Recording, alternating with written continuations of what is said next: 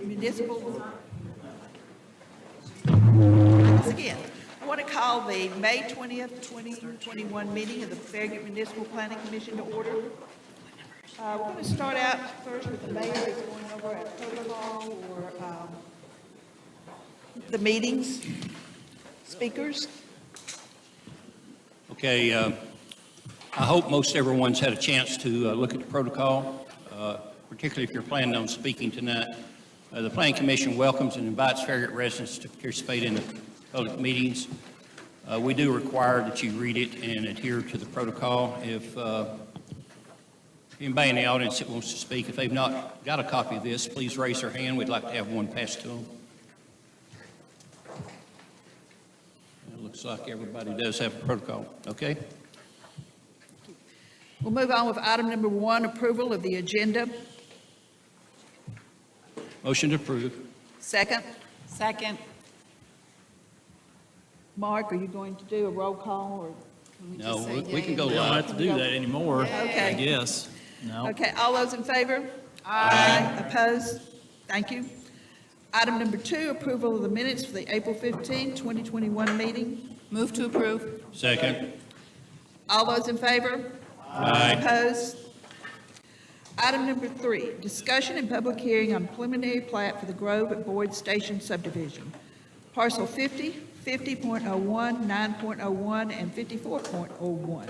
Tax map 162, 12611 Boyd Station Road. 132 acres, 258 lots, zoned R-1, OSMSR, Ratchley Engineering applicant.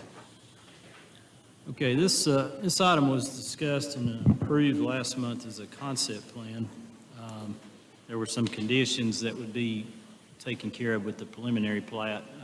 Preliminary plat is obviously just a more detailed, much more detailed submittal in comparison to the concept plan. But it's very similar to the concept plan, what's been submitted here.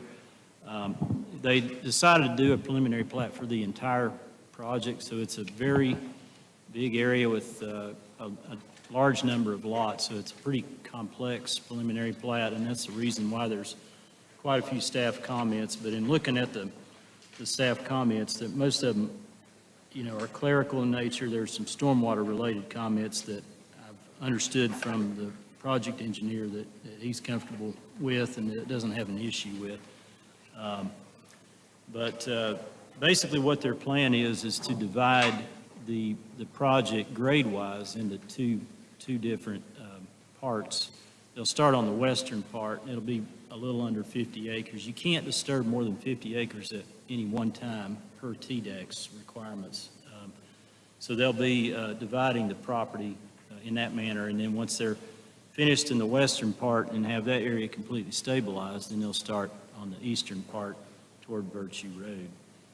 So this is kind of looking at the northwest portion of the project. Just to give an overview for those that may not be familiar with the project, it's in the southwest or southeast intersection of Boyd Station and McPhee Road mostly. It will have access to the McPhee Road roundabout and then also down at Boyd Station Road. And there will be improvements that will be made to Boyd Station Road, widening the road slightly, and a walking trail that will be constructed along Boyd Station Road and also connected internally to walking trails and sidewalk systems that will be part of the development. There's a walking trail in this plan stubbed to the cottages at Price Farms. They have a trail that stubs into this property, and it'll connect to that. And that's basically this area here. Pull up my little illustration. That's the connector that will go into the cottages. Then they're showing a walking trail that will come through on a piece of property that goes out to McPhee. And then there's a walking trail section along Boyd Station Road that I mentioned earlier that would be part of the improvements to Boyd Station and a tie-in to the development there. One of the staff comments, and we can talk about this a little bit more, and we brought this up as a concept plan level, there's currently walking trail that was stubbed into this farm when the Chantilly Acres subdivision was developed off McPhee Road. So the staff has asked that be looked at as, trying to connect into it. There is a pretty significant drainage area through here. The connection appears to be doable. It would be, we'd have to obviously take into consideration the drainage to figure out how we would get across that. And that location would be really a little bit more centered if you look at the overall layout. That location is roughly there. So in relation to Boyd Station Road here in the roundabout, it's a little bit more centered than where they're showing the walking trail coming through that piece of property that stubs into McPhee Road. So that was kind of the logic behind first of all, the trail stubbed there, so we'd like to try to connect to it. And then we feel that it is a little bit more of a centered location in relation to Boyd Station and the roundabout. So we'll go over that here in a minute. And then there'll be a walking trail connection to the north piece of property there. Staff actually met with the Virtue Cumberland Presbyterian Church last week, and they're very receptive to a walking trail coming into their property and even using part of their parking lot for trailhead parking if you wanted, because they're just trying to get more people to be aware of their church. It's kind of hidden up there on the hill. It's a beautiful setting.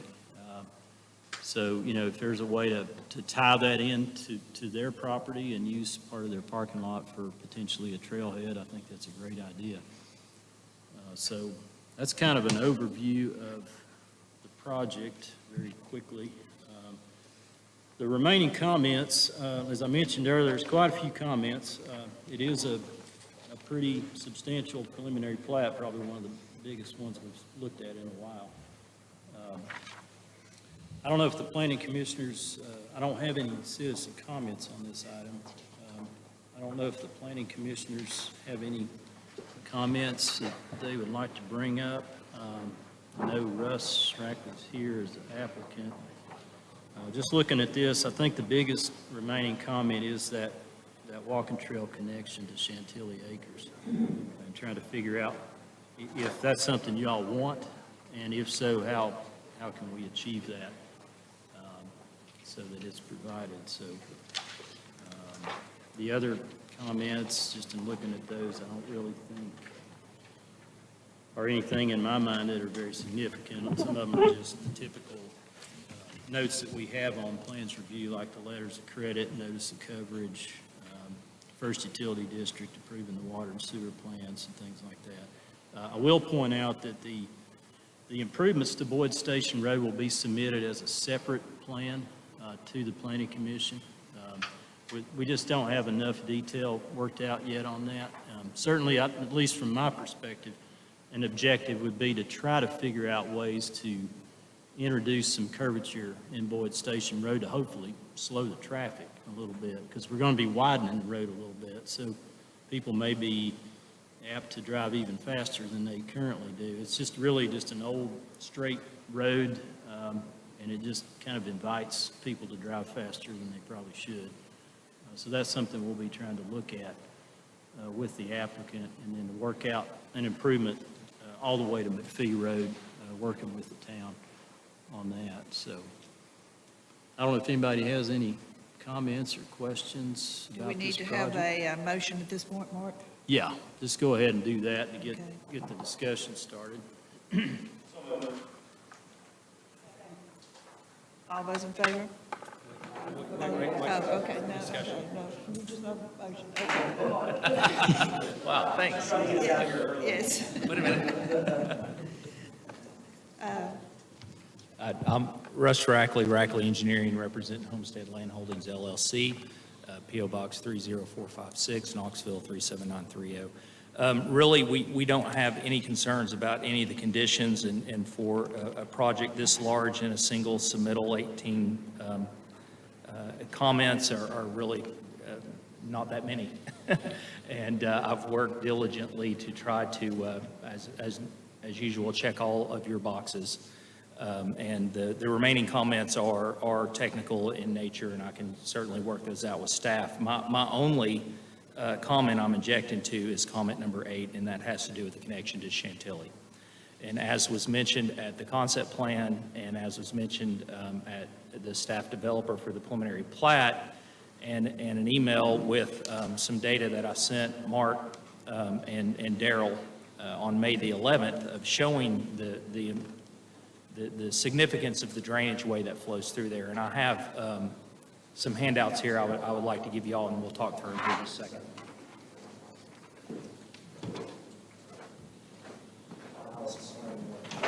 You only have one, and I'll do that for you.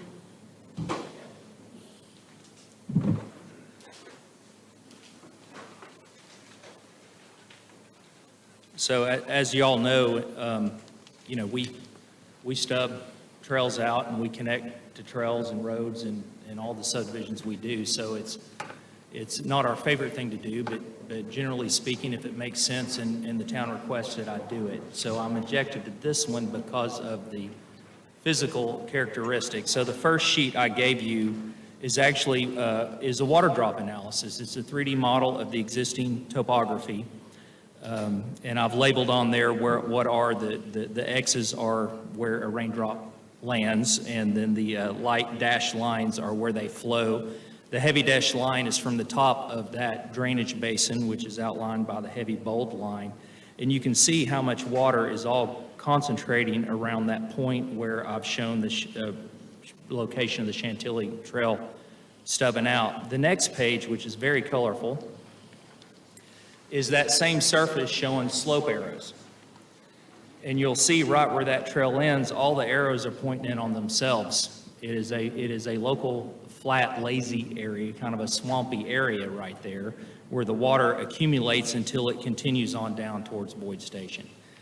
My concerns is that is going to be terrible soils.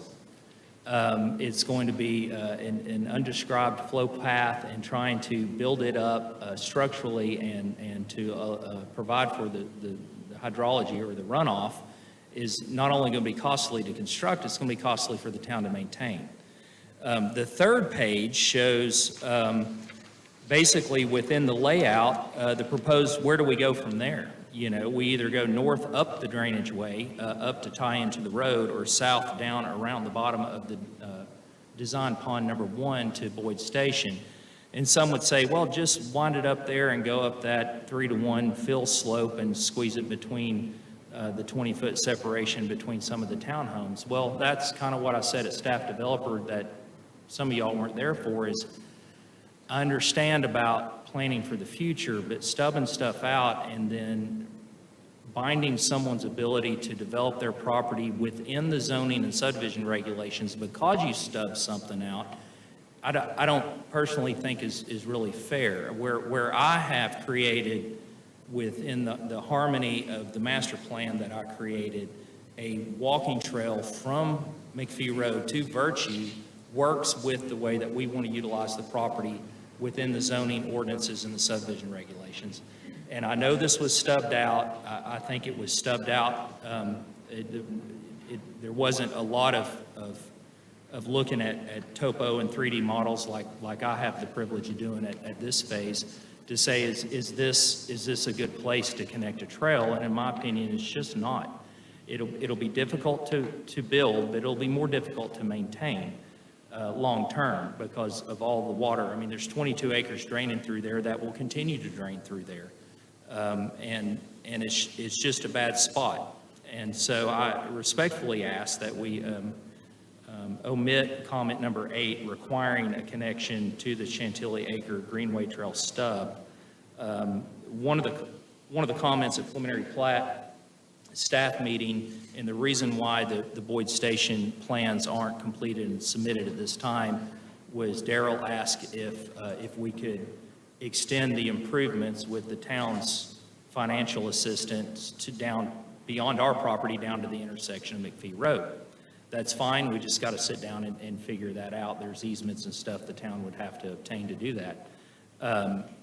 And that, to me, if that's the desire, then this is a third connection if we connected this within 600 or 800 feet. So as y'all know, I don't just object to things because I don't like them. I object to things because of the engineering and technical side of it. And with respect, I ask that you approve the preliminary plat subject to what would be 17 conditions, omitting condition number 8 of a Greenway Trail connection to Chantilly. Does anyone on the planning commission have any questions for the applicant? I appreciate this analysis. It makes me realize that perhaps this was the kind of study we should have done when they located the original trail to see that that was an appropriate connection.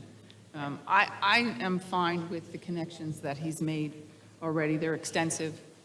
They reach out in all directions, and this seems to be challenging to me. So I would be fine with an amended motion that it excluded that trail in that location.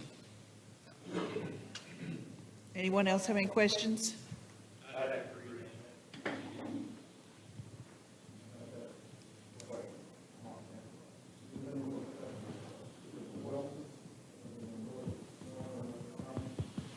The Williams, Williams? I have not personally discussed that with him. They don't want any connection stubbed out to them, but, yeah.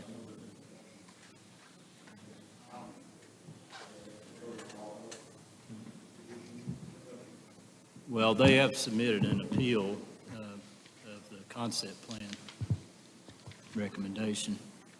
So that potentially will be going to the board at some point. May I ask, we're just requiring the dedication of right-of-way. We're not requiring a road be built in that right-of-way, correct? That's the way it was approved at the concept plan. Which Yep, that's is, right. so it's just really open space until, if, There'll be a walking trail there, and it will have to be built to the property line okay. as part of this preliminary plat, or the eastern phase preliminary plat. Okay, my further question is, if in the future, Mr. Williams sells and they go to put a neighborhood in there, is it now, we're going to take on building that road there, that's Yeah, going to the be? way it's approved, it would be the town's Okay, responsibility I just want to extend have that. clarity on, that's what I thought. And honestly, if Mr. Williams just, subdivides it into 5-acre tracts for his family members, we're not going to, I wouldn't recommend extending a public street through his property. I would It would agree. only occur if you had like a full-blown subdivision, Yeah. like we've seen on all these farms recently, including this one, where that connection, might make some sense, and, distribute the traffic in a greater network of streets than it does. Now, it does have two ways in and out currently, which is good. Yeah. But having a third to the north, I think, is also beneficial, because there's some If it ever fairly develops, yeah. large tracts Yeah. up there. Yeah. I also concur with omitting item number 8.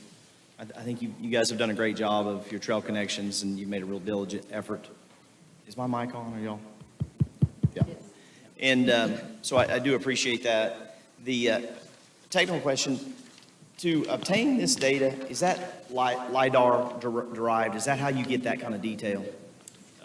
Yes, ultimately it is. That data is, the overall map is KGIS, Yeah. which is their 2017 or 18 December leaves off LiDAR at a 6-pixel interval, and everywhere I've checked, because I always field survey all my hard connections to roadways and storm structures and such as that, but for mass grading, if I'm off 5 inches, it doesn't really matter. But everything's 6-inch accuracy. And especially this being mostly a hayfield, there's not heavily treed. Although this area in particular is full of blackberries, which is another indication of a lot of water flowing. A lot of moisture. through there. So, Well, LiDAR is a great tool. Yeah, It really is. absolutely. And it's unbelievable how accurate it actually is when you go and field verify. Yep. The last item is, you guys have created a future connection to the north. Yes. What I'm seeing is, I'm seeing a 50-foot right-of-way, but it doesn't penetrate into the 35-foot setback. So I really think that. No, it goes all the way to the property line. Well, I'm just looking at the material that's been submitted to us. It actually appears that 50-foot stops at the back of the lots. It would actually need to go all the way it to does. the peripheral lot line and then be dedicated to the town. Yeah, that was the intent. Okay. The intent was right-of-way to right-of-way, or right-of-way to property line was the intent. Okay. It's possible that the surveyor missed a line or something Okay. with taking my layout and converting it to the preliminary actual plat document. I know y'all call the whole package preliminary plat. In my world, preliminary plat is the preliminary plat document, and then all the engineering design documents are construction documents. So the intent was to go all the way to the property line. And yeah, he needs, that actually looks like the concept plan. Well, I'm just looking at page, Yeah, it does. It's- I'm looking at sheet yeah. 3 of our package, and it just stops at the back of the lots, and it may that one's a little different. That's a little concept plan. I'm looking at the Yeah. preliminary plat that's part of our package, and it just looks like that number one, it looks like it's a separate lot. It would probably really need to be tied in with the right-of-way and then dedicated to the town. And number two, it looks like it Yes. stops at the back of those lot lines, so all of a sudden you got a 35-foot no man's land back there. Again, it may never be used, but this was something important to us as Yes. a concept plan, that, hey, if it's there, we've got 50 feet going all the way to the peripheral property line, that would allow the town, at its expense, to come in and connect, assuming the Williams Farm ever got subdivided into a traditional No, subdivision. the revision I made, it went from right-of-way to property line. So Perfect. That's what I we- want. we It's will- not, that may be something that was done recently, maybe We'll with catch another it submittal. on- We'll Okay. catch it on resubmittal because of these other items that I'm going to address prior to issuance of permit. Perfect. So in the next week or two, we'll have another package. come Well, in it to is address important. I mean, those. that's part of what we're Absolutely. approving tonight as the preliminary Yeah. plat, and, No, you I already agree. say, well, that's what you approved, so that's what you're I going to get, so. I know I drew it that way because I had to recalculate the 35% open space and make sure that 25-foot by 50-foot wasn't putting me near or under the 35% Is limit. that which 20? I thought it was a did not. 35-foot peripheral setback on this particular zone. No, it's 20, no. It's a 25, It's a okay. 50-foot setback, but we're providing 25 25-foot feet on common the- area strip. Okay. Yeah. Well, that's obviously a 50-foot right-of-way should be plenty to be able to get the walking trail and then, Yes. a future road if desired at a later date. I agree. Yeah, comment 12 relates to what you're talking about, because it wasn't labeled on the plans, and Yeah. that But it is sounds a like that's already public been right of addressed. way. Well, Sounds like my intent was exactly what you just enumerated. Yep. And I apologize if my No, surveyor not a problem. mishaste. We But just we'll want to declare as definitely- part of this approval tonight that there wasn't any misunderstanding. Well, no, we understand, and going back to concept, when you said a right-of-way to the adjoining property, that's pretty clear. It is, So I yeah. think when we came, even if it got missed all the way to us in 4 or 5 years reporting a plat for that section, you would still have the ability to enforce the original intent. Well, but if the recorded we'll plat get didn't fixed reflect it, before it would then. be a problem. Right, Yeah. right. No, I'm saying we're all on the same page. The documents didn't line it up, but we have enough information recorded to enforce the town's will on that. So I think we're good. Thank you, Russ. Yeah. That was the only couple items I had. I will comment real quick on item number 10. It's more of a question. We're not done with the title work yet, but there is an apparent railroad right-of-way that extends across Boyd Station Road and encompasses part of the, what would be the southeast corner of the property along Boyd Station, encompasses the LCB overhead power line easement. And staff had a comment about, would that be an issue with building a walking trail? And my response to that is if there's an issue with the walking trail, you got a bigger issue with the road that's already there. So I think it's a legacy survey error from the late 1800s when the railroad came through. I'm not real concerned. From our standpoint, it only consumes the road and the LCB overhead power line easement. It doesn't impact any of our development or anything. I don't see, they've allowed a road to be there. If it is true, they've allowed a road to be there. I don't see there being an issue with the walking trail. So I'm not concerned about that. I don't know how to answer that until our title work comes back, and even they may hit a roadblock going back in time to a point where there's just no. Well, I suspect that 100-year-old easement doesn't say no walking trail. So quite frankly, if you guys are picking it up fee simple, Yeah. putting a walking trail in there should be not an issue at all. Yeah, so I just don't want that item 10 to hold up our grading permit. It's duly noted, it's a question, but I don't see it as an issue for a public throughway, whether it's agree. vehicle or pedestrian. I don't see that. Unless it's otherwise specifically prohibited in that 100-year-old easement, which I doubt it is. Again, I think it's a survey error from 80, 90 years ago, and they went to the wrong rock and the wrong oak tree, because that's what they were doing back then. That's right. So, I'm not real concerned about it. Does anybody else have any questions or comments? You did. You did, and Noah seconded. And I'd say. No, Noah made it. You made it. Yeah, I'm so moved. He seconded. Well, Noah made the motion. I'll need to amend, and then the second will need to have to agree with it. So I'm going to amend my motion to approve as presented, removing item number 8.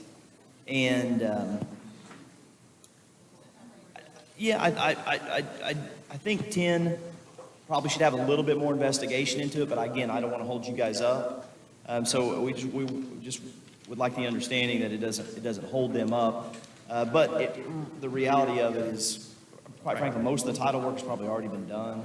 And you guys just got to dig a little deeper and make sure there's not a specific prohibition on that. We started it several weeks ago. I have not had a follow-up from the title attorney yet. We started it like a month and a half ago. But Good news is that property hadn't really changed hands that many has not. times in 100 years, so it should No, be it has relatively easy. All those in favor? Aye. Opposed? Thank you all very much. Thank you. This has Thank you, been a Russ. heck of Good a night, year. Russ. for Thank me. you, appreciate it. I'm going to take a day off now. I don't blame you. Thank you, guys. Yeah.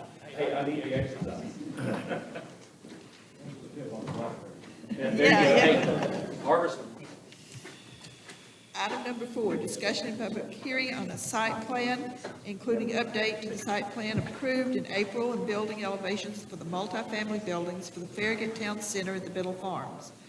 Parcel 3.02, 3.03, and 3.10, and a portion of 3.19, tax map 143, 11-230 Kingston Pike, 11-240 Kingston Pike, 133 Concord Road, 37.08 acres, zone PCD and FPD, CHM LLC applicant. Okay, an earlier version of a site plan was approved last month, mainly dealing with civil-related items, demolition, and some stuff like that that would let them get started on the project. Then staff noted at that time that there were still some things that we were trying to work out with the applicant. One of the things was the providing for a street that would be wide enough for fire truck access around the site. And so since that time, we have worked with the applicant to provide for that. The fire marshal's indicated he's fine with the revisions they've made. Basically, with the Village Green area that's centered between the commercial and the residential area, there's a 14-foot one-way drive lane that goes around the building, around the green, and they're proposing to include basically a 2-foot wide rolled curb so that it's mountable. The vehicle could cross over it if they had to get through in an emergency. And it doesn't really compromise the green space associated with the village green. So I think it seemed to us to be a reasonable compromise, and then they've made some other modifications in the multifamily section to provide for those adequate fire access widths. And so that's one of the changes. Another thing that we talked about last month was the Aldi building elevations. There was some feedback that the commissioners provided on that. And I think there's been a handout given to you all on. This is basically the Aldi elevations that we looked at last month. And then there were some suggestions to try to address the rear elevation, to kind of break it up more, and then maybe look at some darker brick options. Staff has asked about whether there's opportunities to have more transparency, more window areas. Since this is a building, it would be in a town center area where ground floor transparency is really important.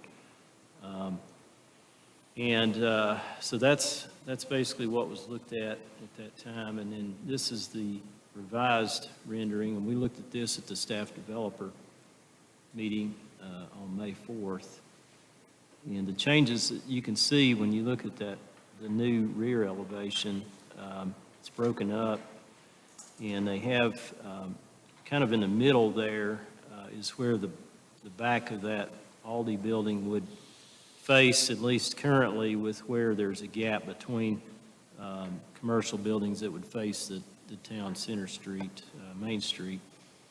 So they're just trying to visually kind of blend that in with the green walls, what they're proposing. And then they're proposing like a material tied to from the Aldi building to the rear of the commercial buildings, basically in this area here, that we kind of blend the two. There will be access provided on each end of that. It's kind of like an alleyway to where it could be accessed by service providers. So that's some of the changes that they're proposing on that building. And then also with this review tonight, they have new elevations for the multifamily buildings.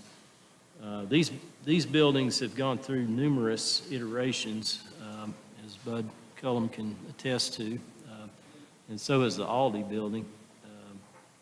And it seems like every latest version seems to be an improvement to me.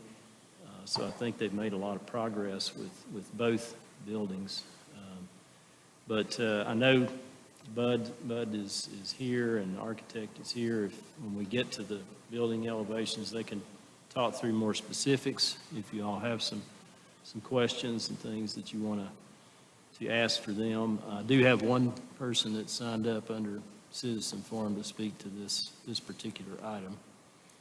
So that's kind of an overview of what is before you tonight. There's still some things that we're working on with the applicant, dealing with like lighting, street lights, telecommunications, utility, so that we're thinking about 4 and 5G small cell support structures and having the infrastructure available for those in the future, because this is probably an area where that's going to be in demand, just because of the density of what's going on there.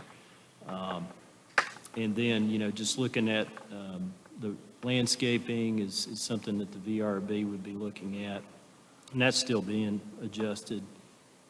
So those things are still being worked on, but I think the applicant was wanting to get some feedback and direction from you all, if you're okay with what we're proposing with the fire access route especially around the Village Green, since that's going to be public property. And then these new building elevations for both the Aldi and the multifamily, if you have any feedback that you could provide to them on those. So with that, if you want to have the speaker speak. We need a motion first. So moved. That's fine, yeah. All those well, no, don't do that. No. I don't learn new tricks. Yeah, it's a little, Okay, in that case, does anybody on the planning commission have any questions for Mark before we move on? I'll just scroll through these multifamily images, and there you can see some more detailed images up front here. I think really the latest, though, is in these PowerPoints. This one, for example, is really the latest elevation for these buildings.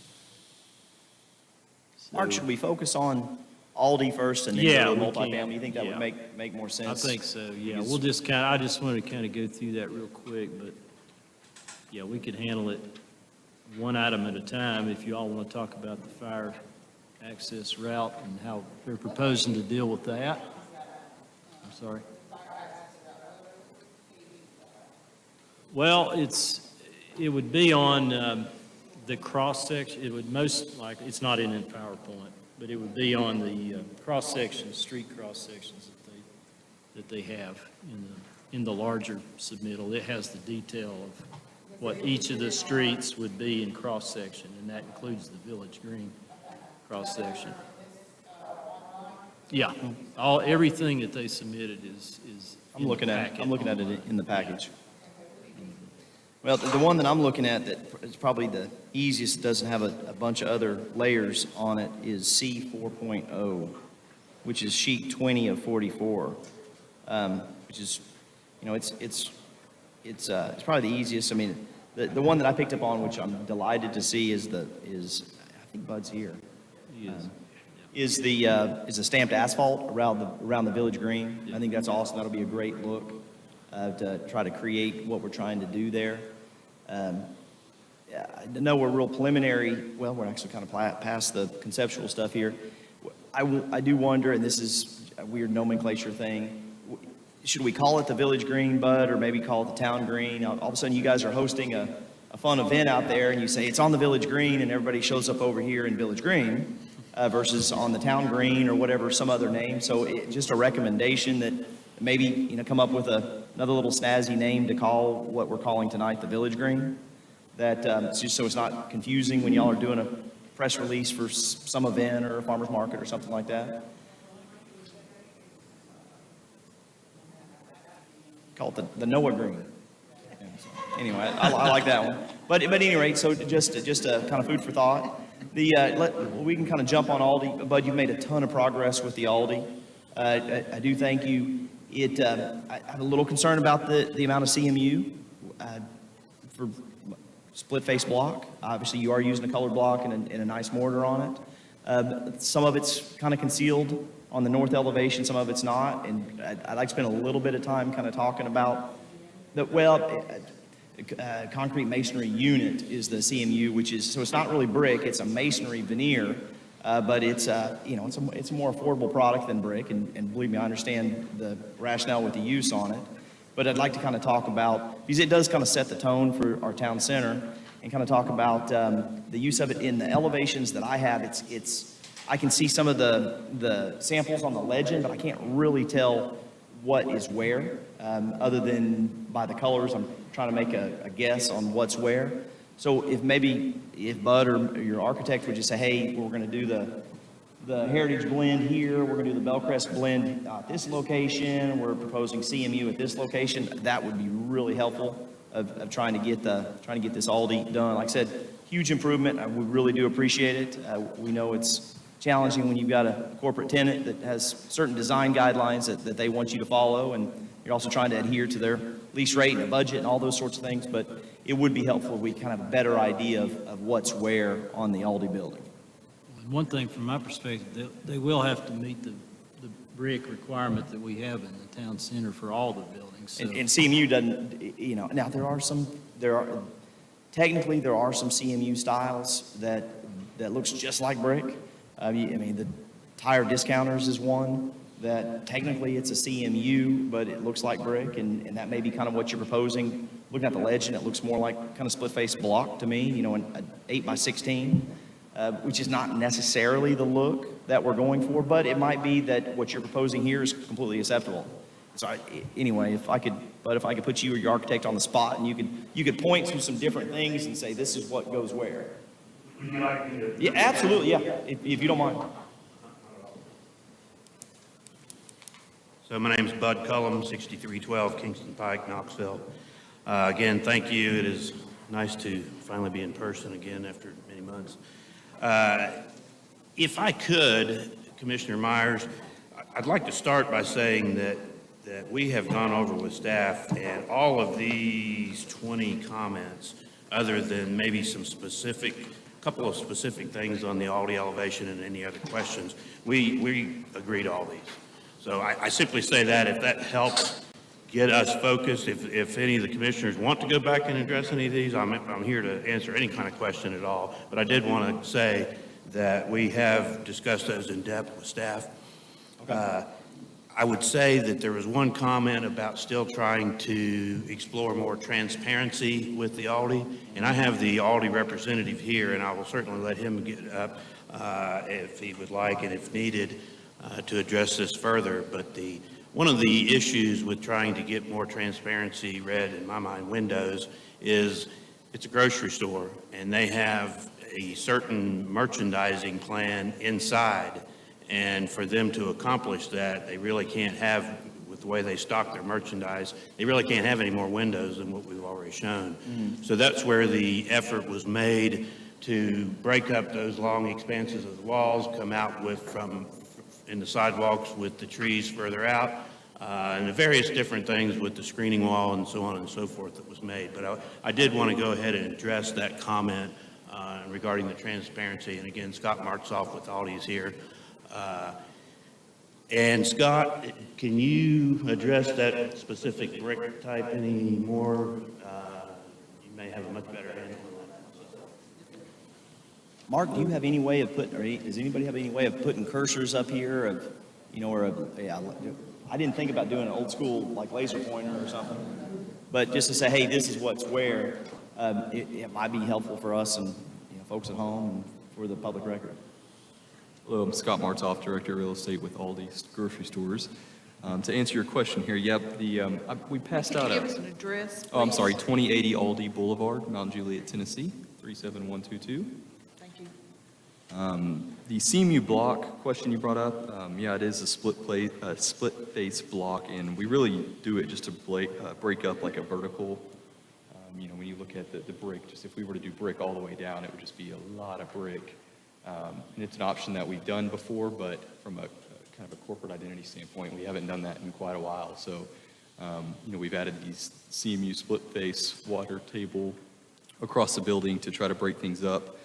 And then on the sheet we passed out to you, you should have kind of the brick samples to the left side there. And yeah, the heritage blend would be the majority of the brick in the middle of the buildings. And then the Bellcrest blend is the dark, towards the end of the buildings, and then obviously you have the other materials there listed.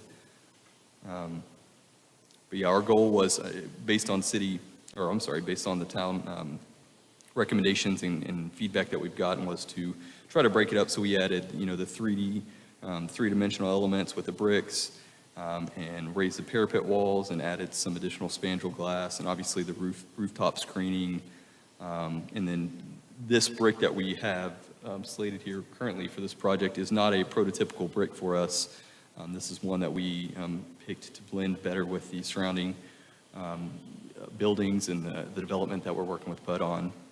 So there were a lot of, as noted, a lot of kind of effort made to make this a one-of-a-kind project. So. But I can, I'm not sure we're quite getting to what I was, does anybody have a laser pointer? Is that, I know that's, I didn't even think about it, and of course we're all still kind of trial and error mode here, getting back in person. I'm just not tall enough to point is the problem.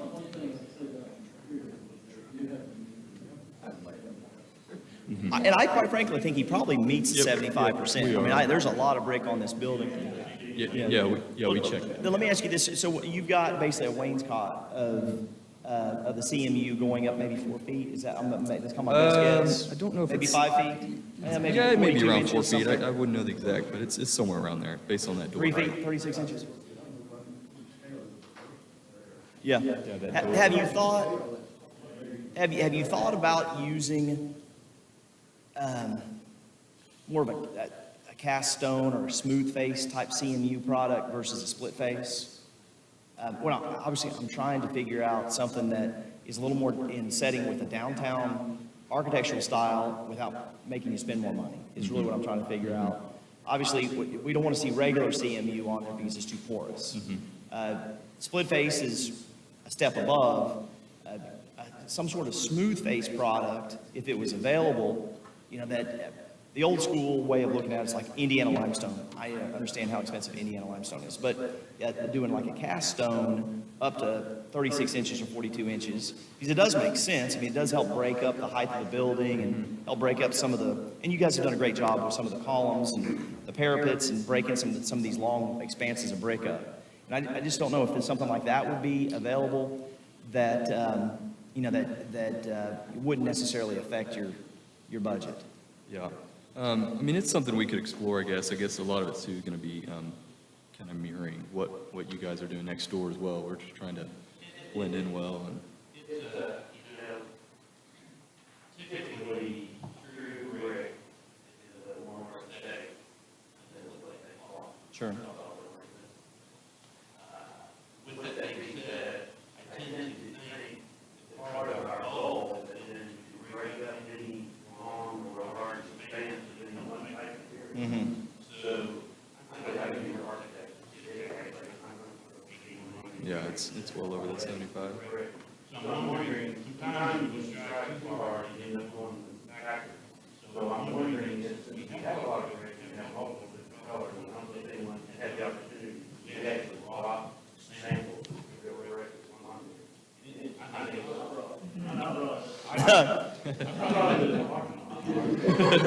Well, okay, let me ask you this. With the CMU that you're proposing, it is something that is colored from the plant, correct? It's not something you're going to paint. Correct. Because,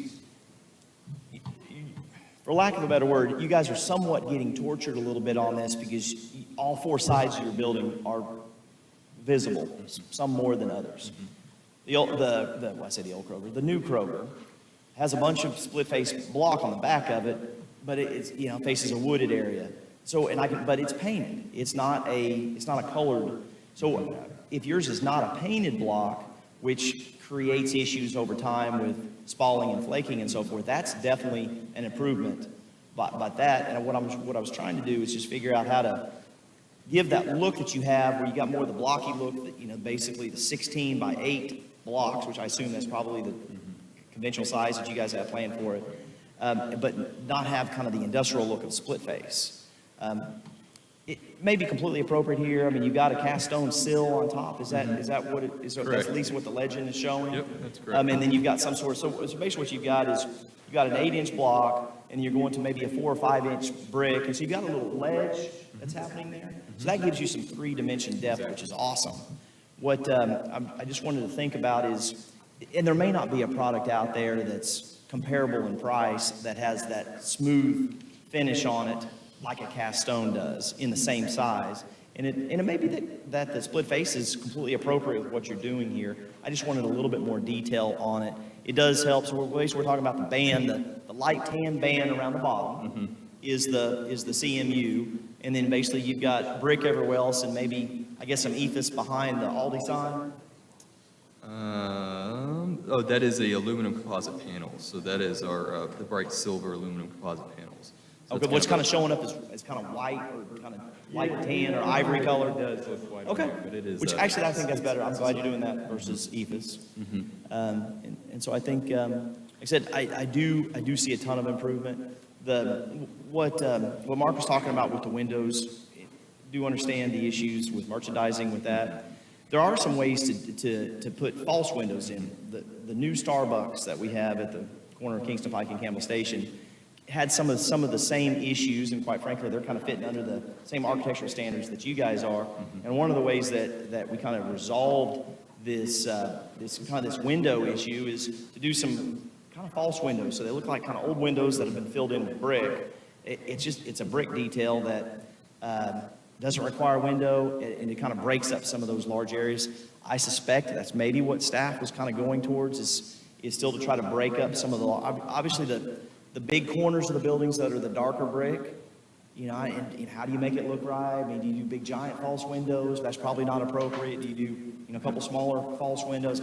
I'm not sure, but I think that's probably where staff was going with that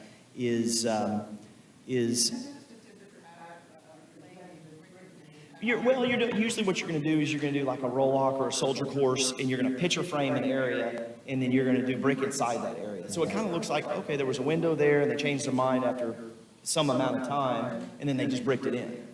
Real common in older buildings, and actually kind of new construction that is trying to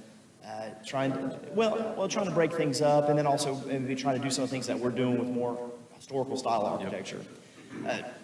Obviously, we understand that we're holding you guys to a high standard that historically has not been done town-wide. It's been done in the MUTC, but it's not been done town-wide. And so what we're trying to figure out is take something that wasn't necessarily envisioned in the very beginning when we started talking about, well, if we go back 10 or 15 years, we were kind of calling it the TCD, and then we did the MUTC, but it's all the town center type stuff about emulating this more historical architecture. Obviously, Aldi wasn't originally, I won't pick on Aldi. Having a one-story grocery store that doesn't have the downtown appearance was not originally part of our plan, but we've made some concessions here to try to say, okay, we want your project to work. However, we also want it to try to fit or check as many of the boxes as we can architecturally. You've come a super long way, and I think we're real close, and we may be there. I'm just one guy on the planning commission. And I think it's a great look. I can suspect it'll be the best looking Aldi in the Southeast. But I think there's a couple of things. Probably a split face block I can live with as long as you don't paint it. Just because it's so maintenance intensive. And then, but maybe trying to break up some of those corners where you got the larger corners with the dark brick, but trying to break those up a little bit with some sort of a false window, I think wouldn't spend a whole lot of money and address kind of the concerns that Mark and the staff has presented as well as my concern, and I don't know if anybody else has concerns on it, but I'm going to shut up on Aldi and then I'll let some other folks Answer quickly express their back to that thoughts. CMU block. I think the elevation doesn't quite do it justice. It does look very plain on the elevation. In person, it's much more, it kind of bows out and kind of ebbs and flows as you're looking at it. It looks like stone. It looks like more of a natural stone look. And like you said, it comes colored from where we get it. We don't paint it. We try to do use products that have as minimal maintenance as possible long term. And then from the spandrel perspective, the far east portion at the top of the page there, that is the adjacent tenant. The building, or immediately left to it, left of that aisle, or that alley, is the Aldi building. So, if we wanted to add, just like we have on the opposite end, where that spandrel glazing is on that far west side at the top of the page, if we wanted to add one of those to that end too, right there, that's something we could do, just to add more of a glazing look. But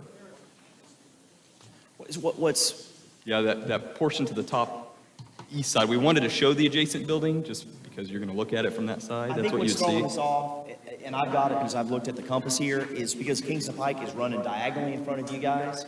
What I think of as north is what faces the high school. Technically, that's not your north elevation. What you're calling your north elevation is really what some of the others may be thinking is your east elevation. So what I thought, and you guys have actually done a pretty good job on this, saying, hey, this is the elevation that faces the apartments, this is what faces Kingston Pike, adjacent tenants in Brooklawn. That might be helpful, just because that compass is on about a 45 degree, and you had to pick one or the other to call it the north elevation. But let's focus on where your most visible elevations are, your Kingston Pike elevation, your apartments elevation, and then your Brooklawn elevation would probably make the most sense tonight, instead of, like I said, for folks that don't have the benefit of this, that when they think north, I think, well, that's the one that faces Kingston Pike, and that's technically not right. It is the north, but again, it's because the way Kingston Pike runs diagonally through there. So, our architect here is not the actual architect on all the buildings, but he pointed out a couple of things that may help us. If you're looking at the top elevation, and you look to the far right, you see the little alleyway at the gate. Mm-hmm. So starting right there, that is, everything to the right of that will be likely a restaurant. Probably that window, it's just showing right there. So you'll notice have to put your hand over that. Right. So all the things you're not looking at. You're saying because you don't necessarily have a tenant for it, you're not sure what your tenant's needs are going to be. Yeah, I can, Well, that's probably the most challenging end, is that end, and then also the part that faces Kingston Pike, which we're calling the west elevation, and then, the far left end. And so those are probably the ends that I can't speak for Mark or the staff, but I suspect those are the ends that's caused a little bit of heartburn with this. Yeah. Right. Oh, no, I've got the label on here. I guess what we're, all of a sudden, it doesn't really, I think it's frozen pretty good. I think I understood what you were talking about, the auction out, where it looked like a factory where they had brick windows back there. Yeah. And I don't think, actually, did you say they actually had one in there?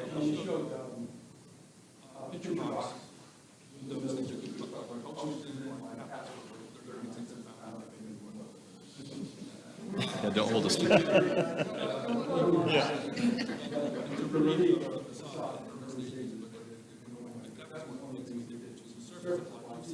yeah. That was more so on my end. That's something that would definitely veer away from our kind of prototypical. Well, and we don't, when we start getting into signage, so let's don't get into that in this body tonight, because, as you know, we're not super pro signage in this town. It is what it is, but it goes back a long time. But what we are approving is what's in front of us, and so I do get concerned is when we're looking at these big blocks of brick, mostly on the east elevation on the right side, west elevation on the left side. Is there a way that we can break that up? The most economical way I could think of was putting some false windows in there. Now, what I would hate to see is you get a tenant and your tenant says, well, that's not where I want the windows. I want the windows over here. That creates a little bit of a problem, but.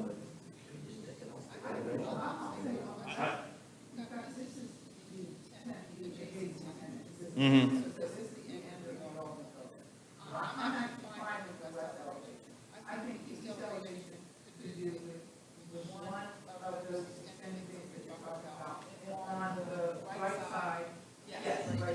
Extended thing? You mean like the false? Well, I mean, the most recent one is kind of what Starbucks did. They had some of this, and they just kind of did. I think one of them they did maybe like a herringbone pattern in it. Just did basically some roll lock, and they were done with it.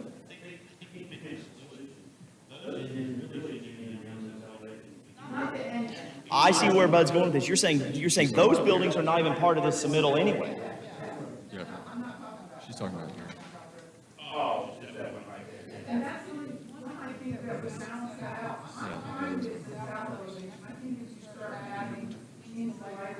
I'm okay. I think they've done some good details on the south elevation, and I agree with that too. And really, the only one are the kind of the appendages, which we're calling the adjacent tenants.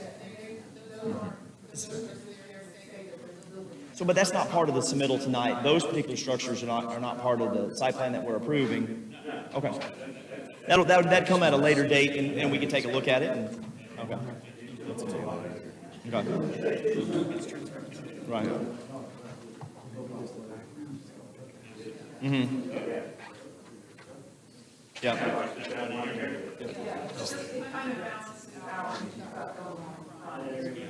Well, I mean, I was more concerned with the block to the right, which is the adjacent tenant space. Okay. Okay. Okay. What we don't want to do is mislead you. 2 years from now, you're like, hey guys, you approved this back in May of 21. You said you were okay with this. Okay. Right. So let me ask this. So basically, if, for lack of a better word, if you X the block on the far right side of the east elevation and X the block on the far left of the west elevation. Okay. And then we're down to marking circle area. No, we're Xing that out. And then go to the top east elevation. Well, no, it'd be one further over, right? No, there's that little alleyway there. You are. Yeah. Yeah, so that's X. And then that exit. Okay. And I'm okay with that because it's kind of proportional to the other side of the building. I think the symmetry's there and we're good to go. Definitely,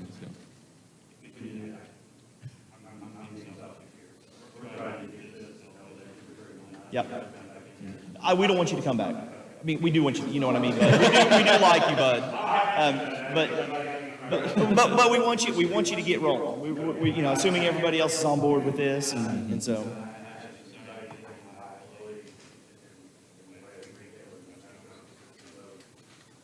So as long as we're on the record and saying, hey, you know, those appendages, if you will, for those future spaces, you know, not part of the approval tonight. And I think that you've addressed some of the CMU stuff that I was concerned about. Just want to make sure we're on the same understanding of what goes where. And so I'm good to go with your elevations.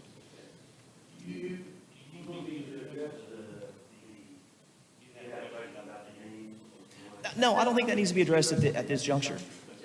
I'm throwing it out there. I mean, you can call it whatever you want. It's yours. You're paying for it. Well, I know you're going to dedicate it to us, and then we can rename it. But it would be, but at the end of the day, it would be nice if whatever name you had in mind is consistent with what the town has in mind and doesn't have, you know, some of the issues of calling it Village Green, which may confuse some folks. Perfect. Thank you. Okay.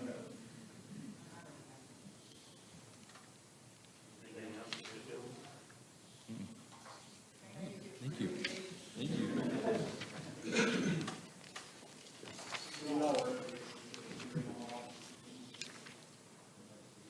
Is it live green? It's actually, they're gonna grow stuff on it, or? So you have some sort of planter with some little pop-up sprinkler heads in it?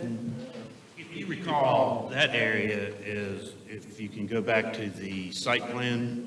That's the back of what you're hoping to be is kind of your outdoor dining area for restaurants. Yeah, so if you can zoom in with your cursor, The that is little that. plaza, courtyard. That's that something like courtyard.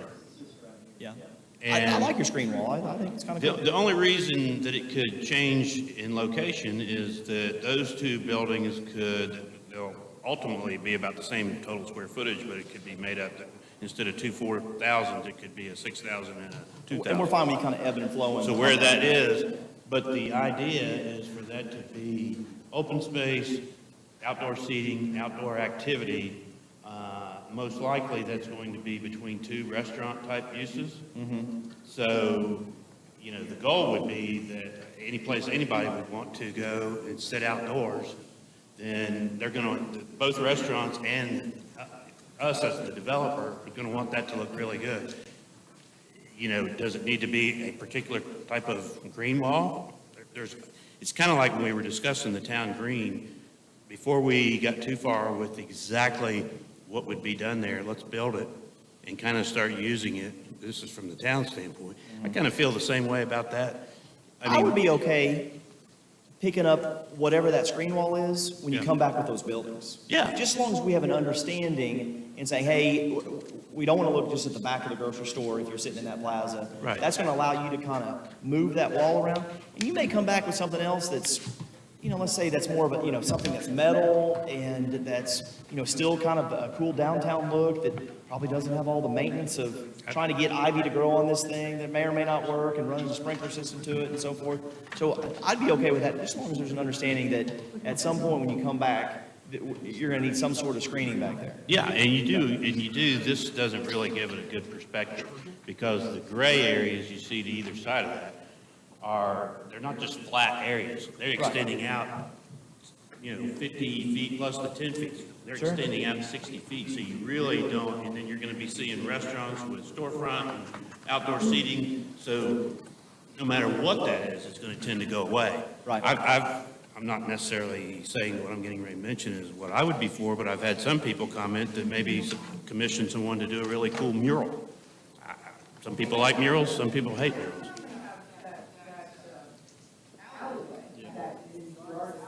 Yeah. I think, again, I'm speaking for Noah. I'm open-minded to it, and I think we can deal with that when you come back with those buildings. And that way, you're not trying to guess where this privacy wall is going to be. Thank you. Right.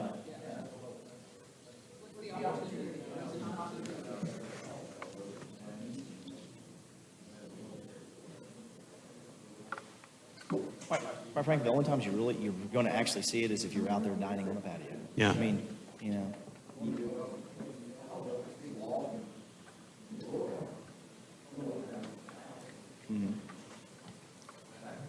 What I would really like is for most evenings is for there to be a band set up right there, and you wouldn't see the wall at all.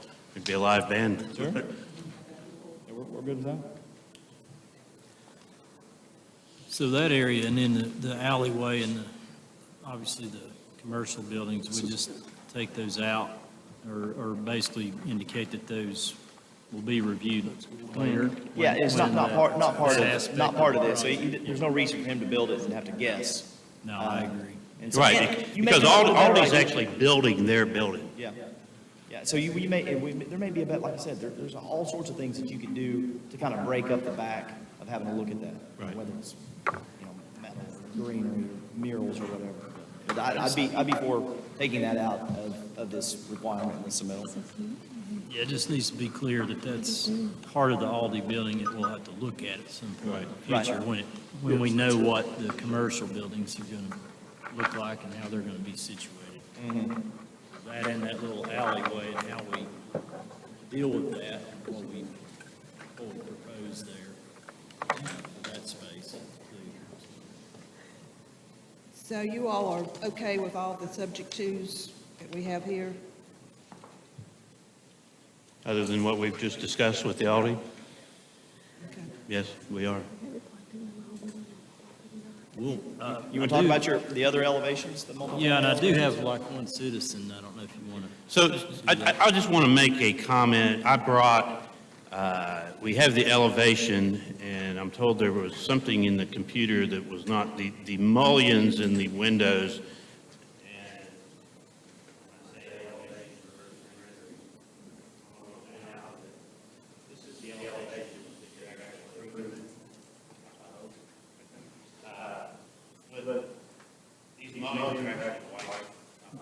Are the frames white or black? The frames are going to be white? And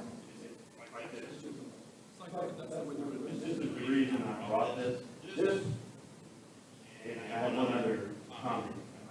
You may not even notice it, but I'm going to bring it up anyway. We went before the final before we married all of them. We went through the iteration of this. And when I say a lot, different treatments up here, different treatments off the system, changed probably 6 or 8 times over the course of 2 weeks. And I thought we were getting these were Stevenson. Yeah, right here. This area. See this, or that's steep and. Yeah. And you doing that to screen your mechanicals? We actually have this rendering, we just made a mistake, and we put on the phone board today. We have some rendering, but this is a rendering, the elevation is actually what we're going to do. Right. Oh, yeah, we understand that. But I just wanted to, if anyone wanted to look at it and say, okay, that's a little stark, I know, Alderman Chisholm, he needed this staff developer. And he was looking at what I thought was good. And there has been some changes that were just accidental, they were different. We went back and changed it other than the fact that it's still those black ones. And the roof behind here, something like that. Okay. Personally, I like the black frames and mullions. What was kind of the rationale of kind of, I mean, to me, it's a little bit more formal than doing the white. What, We need to do all the iterations, our life packages, and we try to like, and then out all of them, and everyone else. The ones that don't like the black, okay. my wife says she didn't like the black. So, you know, there were some people that like certain angles on the roof line, and others like the black. Well, you're not going to make everybody 100% happy. I think you guys have done a great job of trying to address the concerns in the district that you're in. Yeah, I do too.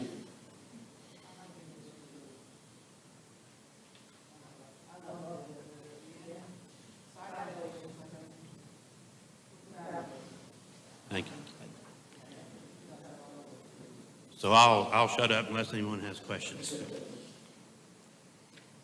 Yeah, they've tried to break the building up into the three sections you typically see in like a vertical mixed use. You got a base that's pretty consistent along the first floor, and then you got the middle, then you got the cap area. So it doesn't really look just like a multifamily building. It almost could pass as a vertical mixed-use building in some ways if you look at it. What I'm calling kind of the pedestal, the architectural kind of terminology, what is the veneer on that? Which is basically the first floor veneer. It's brick right now.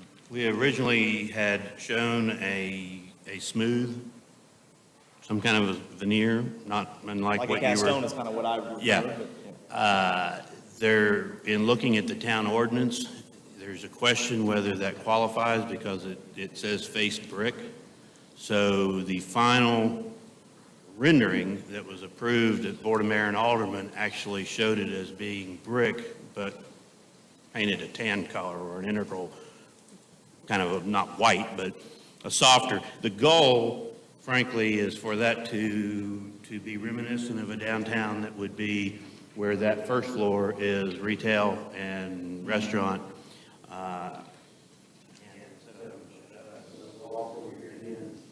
The whole idea was town green and with, even though we're calling it the horizontal town center versus vertical town center, the idea is to just almost feel like a market square with grass, and this is the building, and when you first glance here, you see that this looks different because it's a different color. And if you remember this, you may look at it and not realize these are multi-family dwelling units. They're not restaurants, but the performance-based type gives you that feel. I think you've done a great job with it. It's a shame that they didn't like the cast stone. If that doesn't qualify, We were open to, okay, if that doesn't qualify as brick, it should. yeah, we were open to. I mean, it should meet our ordinance. Product like that. I think it's expensive. Yeah. Well, no, it'd be, Indiana limestone would be cost prohibitive. Okay.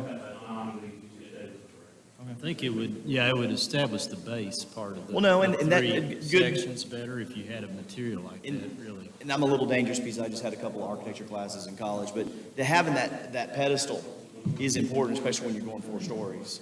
And I think if you look at a lot of other architecture, and you look at it and you go, I really like it, and I don't like it, a lot of times it's because of that pedestal. You may not know what you like about it, and I think that's a huge thing with what you and your architects are proposing. And yeah, I would be a little disappointed if you put painted brick on it, just because it's going to be a little more maintenance intensive.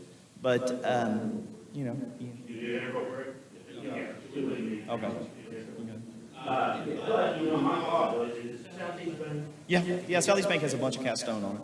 yeah, and it's got that, Yeah. to me, that's just a traditional downtown, whether it's downtown, big city, or small town. Yeah. That's traditional. And, yeah.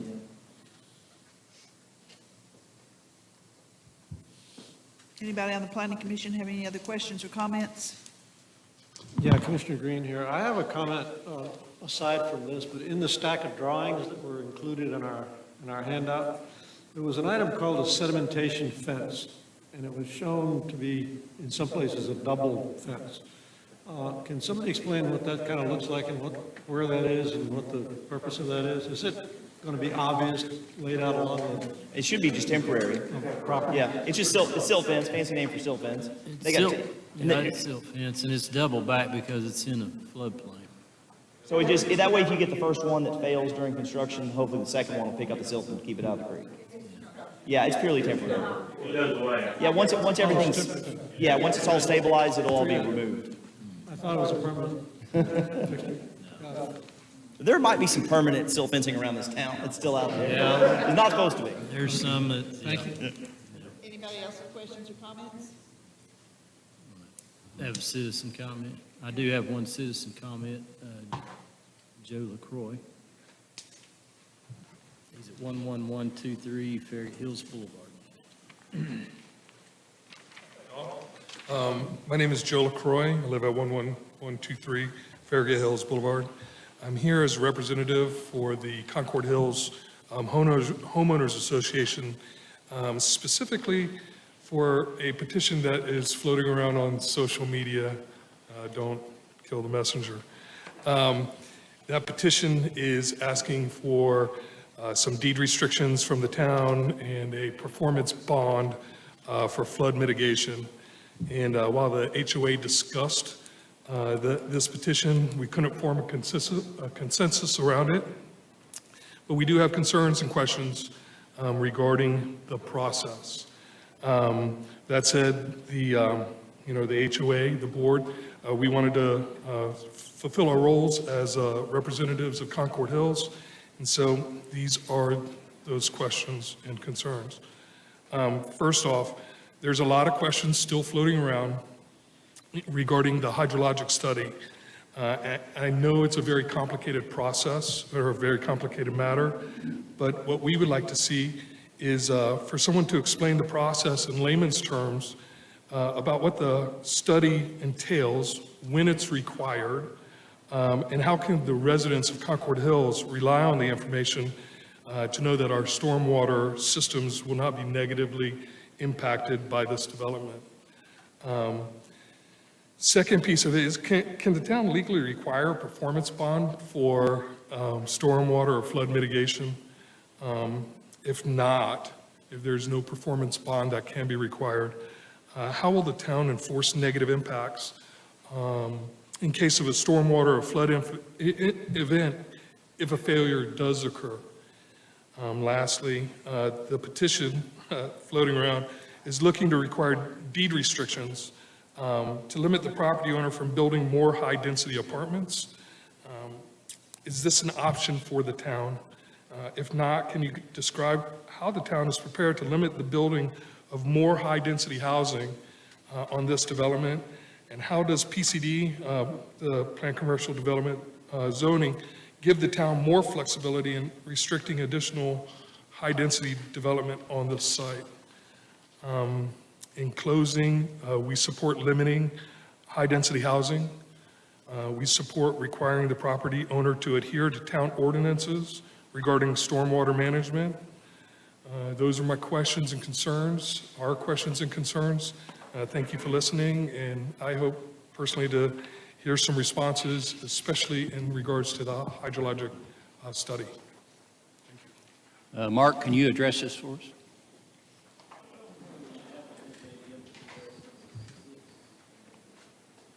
Here. As far as the hydrologic study, if you're talking about the conditional letter of map revision, they're working to finalize that, and their summary, and that should be ready to be submitted to FEMA probably in the next couple of weeks. We just had a discussion with them again on some modifications, and they're addressing those, and then that's something that they will be submitting to FEMA for FEMA's consideration. Of course, one of the conditions with this approval tonight, if you all approve this, is that any work conducted at this point has to follow the current flood insurance rate map requirements and current regulations that the town has in place dealing with floodplain management, stormwater runoff. I will say that the site plan has a 123-page drainage report, so it's not like they haven't really thoroughly studied the drainage impacts, stormwater effect of the project. The town engineer has indicated to me that he's okay with the drainage calculations that have been submitted for the project. Basically, they're addressing the errors that are in the current flood insurance rate maps because the consultant has hired, the applicant has hired a consultant to come in and more thoroughly study on the ground this area. So obviously, they have found that there's errors in the current maps that we have, and they're updating those and correcting those, and that has to be submitted to FEMA. The end result of what they're proposing should result in, improvements in this particular area as far as flooding. So that's kind of where that stands. Yeah, sure.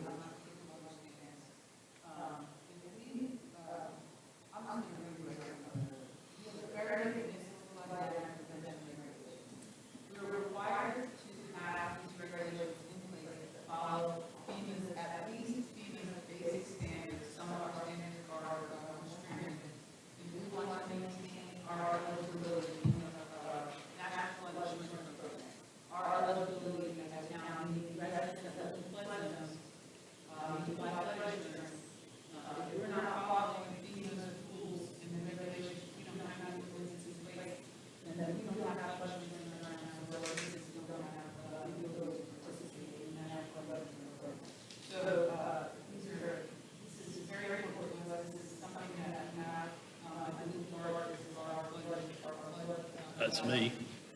Yeah.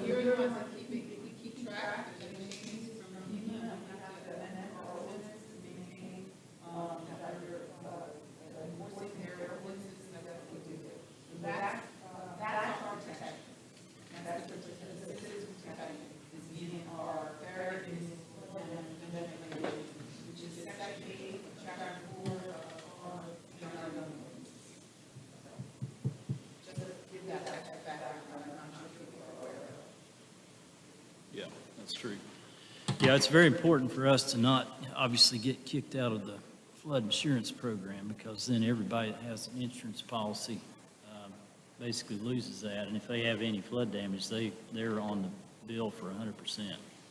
So that's a huge issue, and we want to make sure. And I that- know in the past that we have, there have been projects that have come through that we have turned down because they did not meet the FEMA requirements and TDEC requirements Yeah.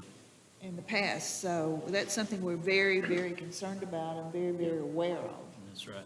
And all the work that we can allow them to do, this project at this point is based on our current requirements. And if FEMA for some reason doesn't approve exactly what they've submitted, then they'll have to amend their application and their plans to follow whatever, is approved, and go from there. So most of the site can be graded and developed with the current maps. There are some areas, however, that would need to be captured on the corrections to the flood insurance rate map. So that's, I don't know if that adequately answers that question or not, but that's kind of where we're at in terms of the stormwater and the hydrologic study. As far as the performance bond, the town always requires a letter of credit, an irrevocable letter of credit, actually, for erosion control before they get a grading permit, so that if they disturb areas and something happens and the project falls apart, the town has the ability to draw on that letter of credit and correct the areas that have been disturbed. And we also require at the end of the project a 2-year maintenance letter of credit that relates to stormwater infrastructure. So that's something that we would review 2 years after all the infrastructure is in place and make sure that it's working properly. And if it's not, we have issues, then we will ask the developer to take care of those, or whoever holds the letter of credit, before we can release their letter of credit. We also have started recently implementing the stormwater maintenance agreements, and that's more just, working with property owners to make sure that they have a plan in place for long-term maintenance of their stormwater infrastructure. So I think the town has a lot of controls in place with what we have and what we require of all developments equally. So that's something that I'm pretty comfortable with. As far as the deed restriction goes, it's, really if the applicant wants to commit to restricting what happens on the property now or in the future, then, they could certainly, move forward with having conversation with the town and the town attorney to see what, what could be developed in that regard. It's something that we wouldn't, it wouldn't be typical of, dealing with developments as far as imposing a deed restriction on a project. So basically, again, if the applicant wants to commit to certain restrictions, then they can certainly do that, and we can work with them and with the town attorney to develop some, some language that would address that. That would be the best way to do it, because then the applicant has actually agreed to, place these restrictions on their property. The applicant has stated at a number of public meetings that they have no intention of adding any more multifamily buildings to this development than what's shown with the current plans. Mark, can I address the PCD? That's where our protections are as a Yeah. town, as this is the That's right. zoning ordinance. I was going to get to that too. but Okay, Yeah, go then- ahead if you want. You can. The PCD provides a lot of flexibility to the developer, but it also provides a lot of control for the town. One of the things that in the PCD is under general conditions, by acceptance of approval of PCD zoning, the applicant agrees to conditions set forth in this section as part of such approval. As part of the approval of the PCD district, the town may require the following: rearrangement of structures, open space, driveways, and parking areas, modification of densities, setbacks and buffering, and limitations of specific commercial uses. So we have a lot of leeway to, even when they're working through their planning, say, okay, we want these buildings moved here, or this road moved here, or what have you. But also, his development plan has been approved as it is.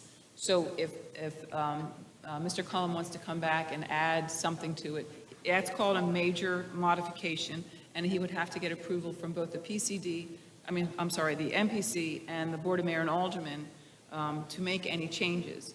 Now, the second reading or the first reading, we struggled through, we wanted to restrict, we had a conversation that we wanted to restrict multifamily to just what is, we didn't want to see anymore.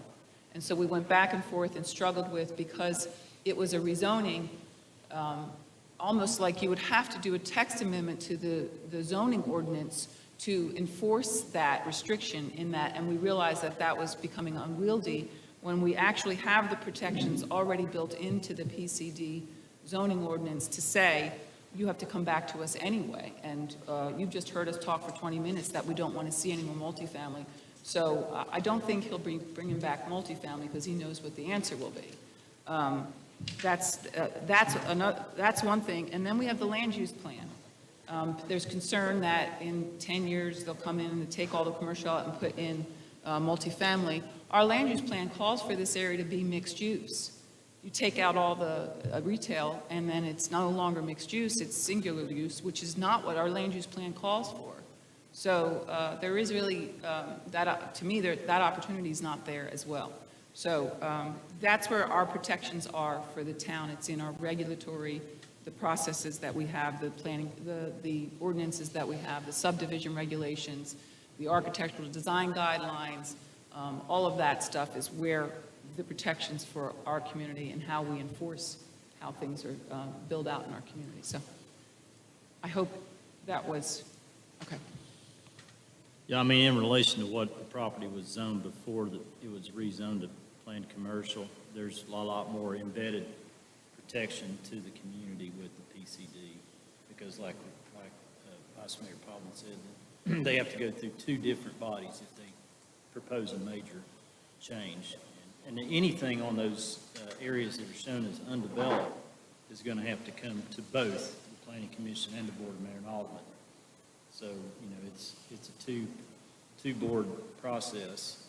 Or any changes to this development Or plan. Say changes that would be major to Yeah, this if development. Right. the flood, That's right. the changes aren't approved by FEMA, then they'd have to abide by the right. current flood maps, That's right. which would require them to come back and address any changes they would need to make to that plan. So That's right. Yeah. I don't know if that adequately answers your all's questions at this point. Okay. All right. If no one else has any questions, we'll move on to a vote. We need, is there any changes to the, amend the motion? I don't think any amendments are necessary. Okay. Okay, let's,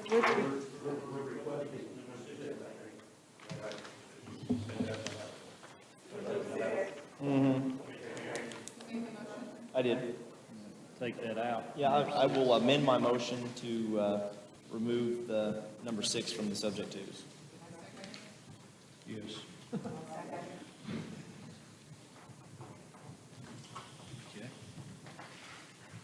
okay, is everybody squared away on it? Okay. All those in favor? Aye. Opposed? Thank you all for coming. Thank you, Joe, for your request.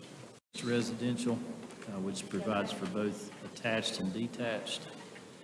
And one of the concerns was that if the board, ultimately the board, rezoned a piece of property to OSMR, there's nothing that really could prevent somebody from just having all attached housing units. And then that may end up being incompatible with the surrounding plan of development. So what was discussed was that there might need to be a concept plan that would be required in association with the rezoning to OSMR, so that there's kind of an understanding of what the breakdown, the distribution, the general distribution between attached and detached would be before a property is actually rezoned. We require concept plans for all OSR and OSMR projects, but there aren't required currently before the property is rezoned. So what we're proposing here is to create a concept plan requirement for the OSMR district. And what we did was there is a concept plan currently required for both the PCD and TCD zoning districts, but not for any of our residential districts. So we're proposing to create the concept plan requirement, and basically we used a lot of the current concept plan requirements that are provided for in the subdivision regulations. And basically I just wanted to make sure the commission was okay with the information that we're requesting that would be part of a concept plan, or if it's too much detail at this stage or too little. So I'll just briefly go over the different sections. I mean, the main thing is what we're trying to do is to determine where attached and detached would be envisioned in a project and what would be the general distribution of the two. So, you know, the normal things you would see in a concept plan, like indicating that it's just conceptual, not intended for construction, the location map, address, tax map, parcel, scale, those kind of things.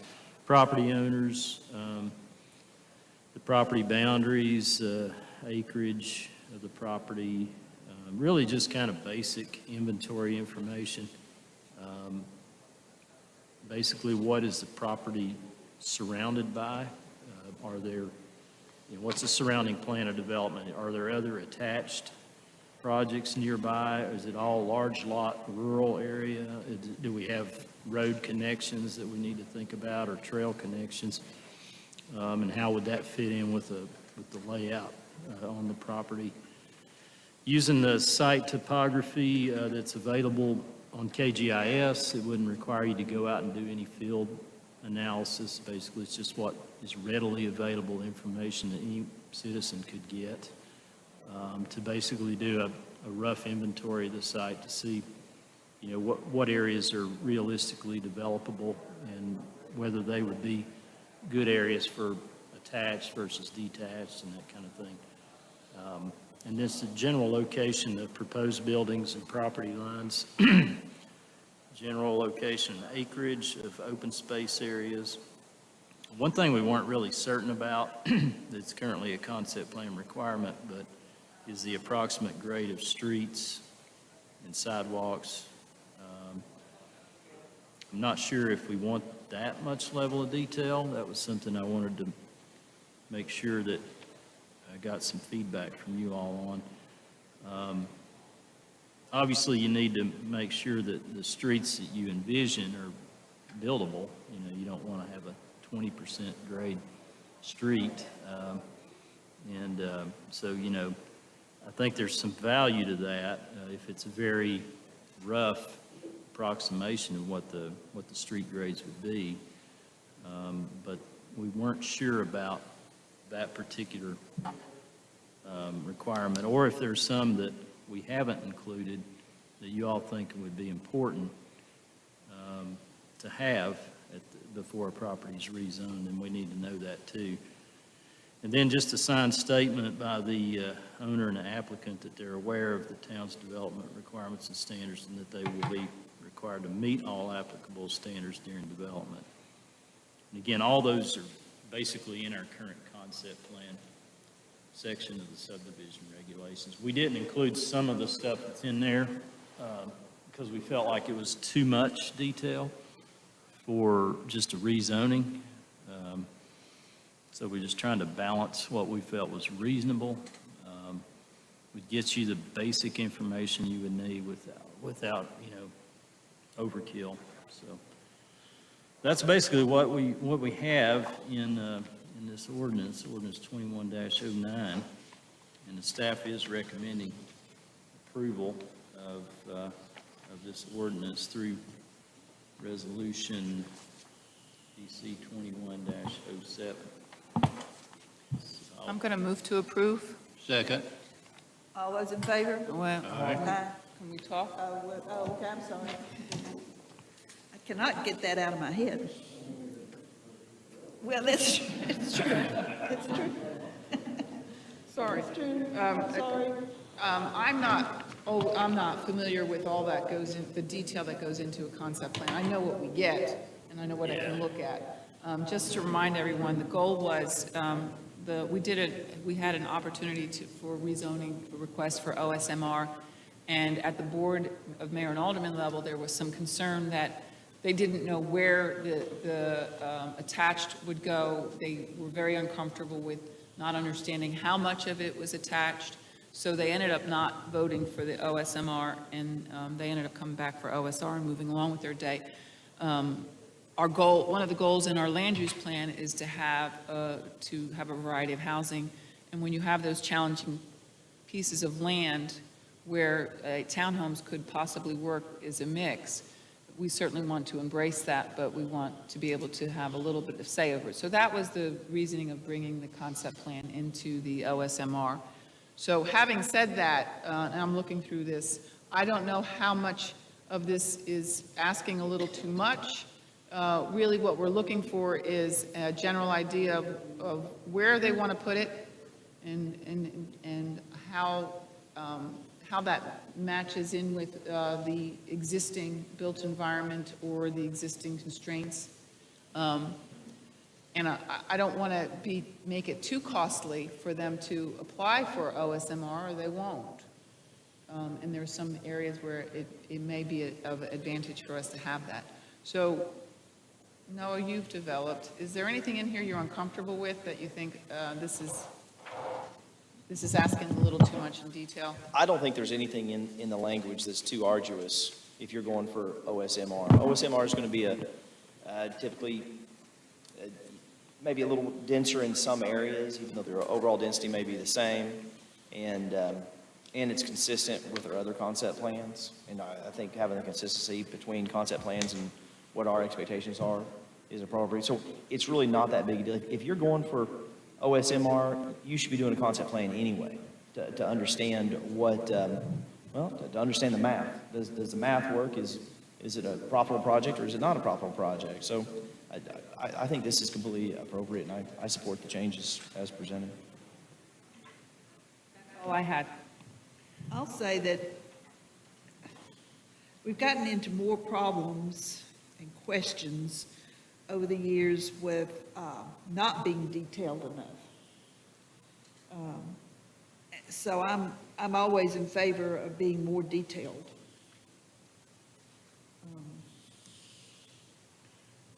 Well, Russ made it a point that he was looking at his percentage on that piece of property. He said that earlier. And so, I mean, they're always looking at that. So the more detail we have, like Noah said, they're going to be there anyway. They're going to be looking at it anyway. I don't think we're making it any harder on them.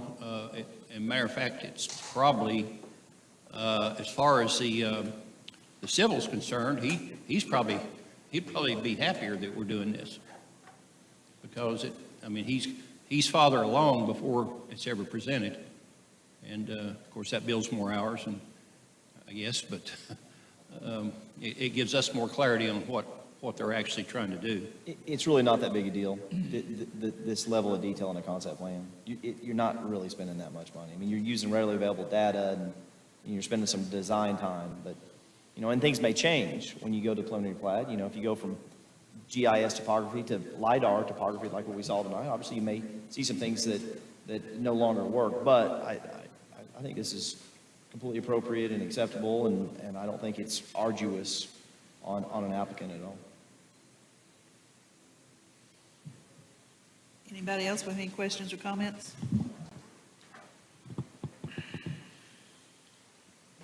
Is this industry standard to do something like this, Commissioner Myers? Well, I mean, it varies by municipality. Okay.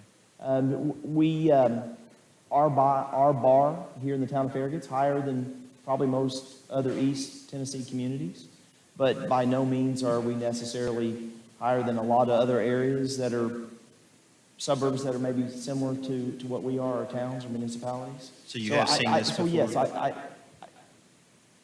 You have seen this it's hard, before? yes. It's hard to say that, yes, everybody does it. Obviously, there's going to be some, there's probably still some towns in this state where, I'm not even sure you need a grading permit. You can just go out there and just start doing it.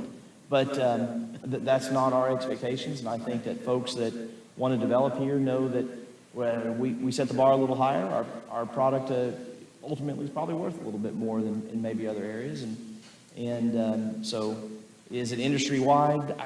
No, I can't necessarily say that, but is it very common? Yes. Thank you. Thank you. You're welcome. Have to understand, this is really, the motivation of this is coming from our land use plan. Our land use plan, one of our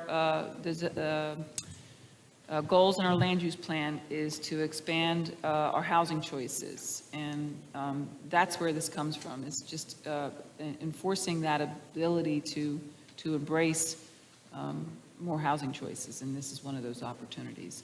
I would say this just as an example. Brookmere is zoned OSR. He was allowed up to 2.178 units per acre, and he only got 1.6 out of it because of so many of the challenges.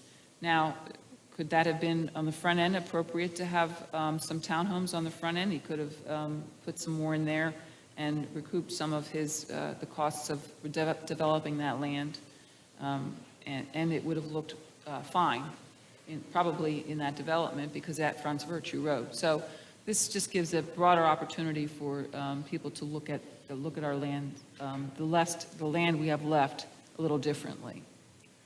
As far as industry standard, when you go to an area like Phoenix or something, they can use every square inch of land just about. Here. We have challenges. We've got sinkholes, we've got floods, we've got straight up and down, ridges where we can't build. So I think really this is something that you'll see here, but you probably wouldn't see maybe in other places. East Tennessee's, and plus we're running out of what you'd call shovel-ready land. Just about everything that's left has got some challenge to it. All the low-hanging fruit's already been picked. Yep.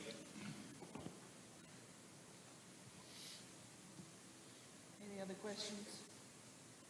Have we given you enough information, Mark? Yeah. I think we're voting on this. Sounds like. We've got a motion and a second, don't we? Yep. So, repeat your motion, if you will, please.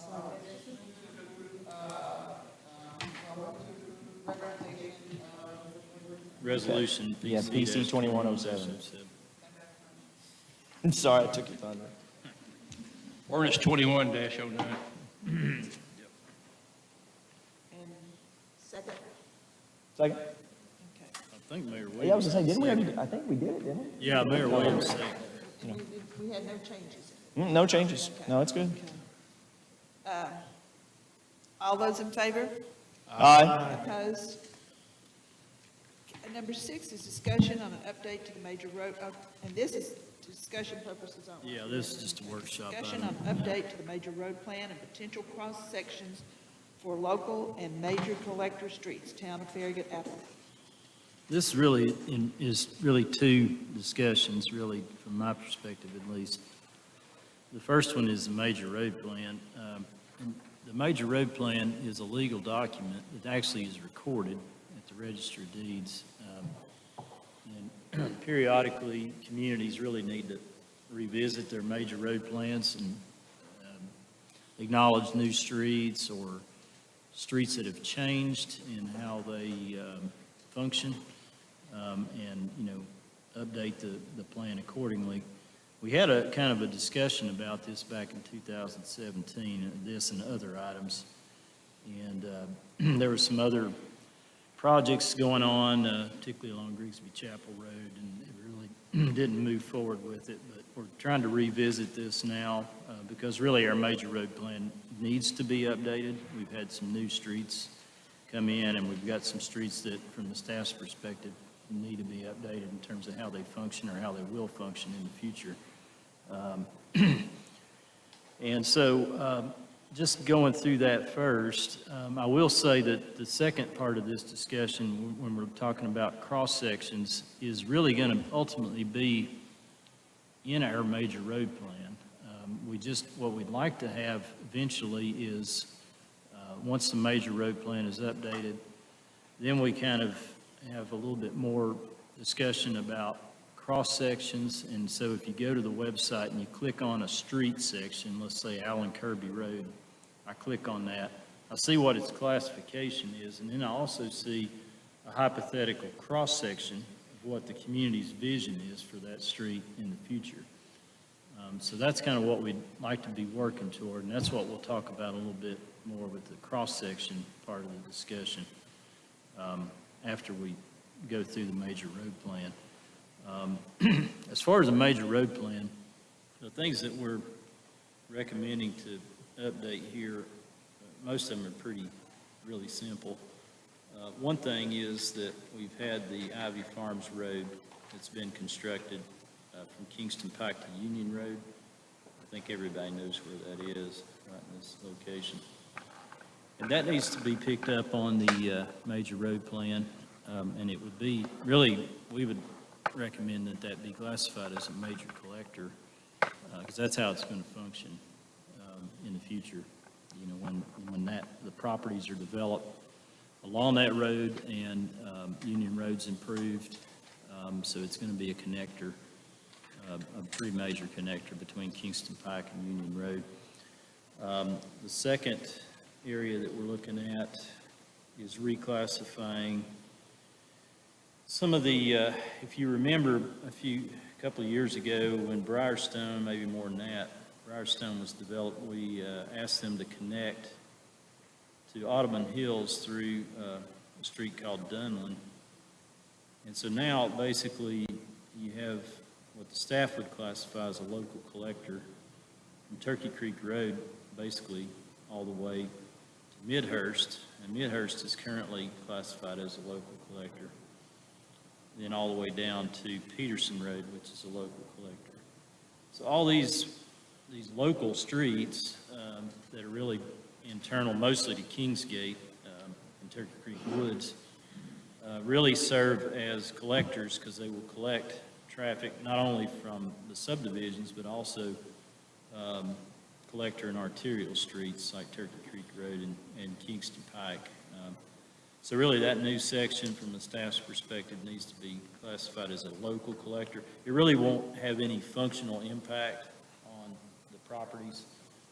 The right-of-way is still the same. There would be potentially, pedestrian facilities that would be required if somebody were to develop along those. You can still do traffic calming on local collector streets, so that wouldn't affect if a subdivision wanted to propose some traffic calming. So that's what that one's about. The third one is, there's an error in the current major road plan. And basically, this section up here between Thornton, basically the town limits, and Lovell Road needs to be picked up as a major arterial along Kingston Pike. It's not shown as that right now. The fourth area we're looking at here is Jamestown Boulevard. Basically, we're proposing to upgrade that from a local collector to a major collector.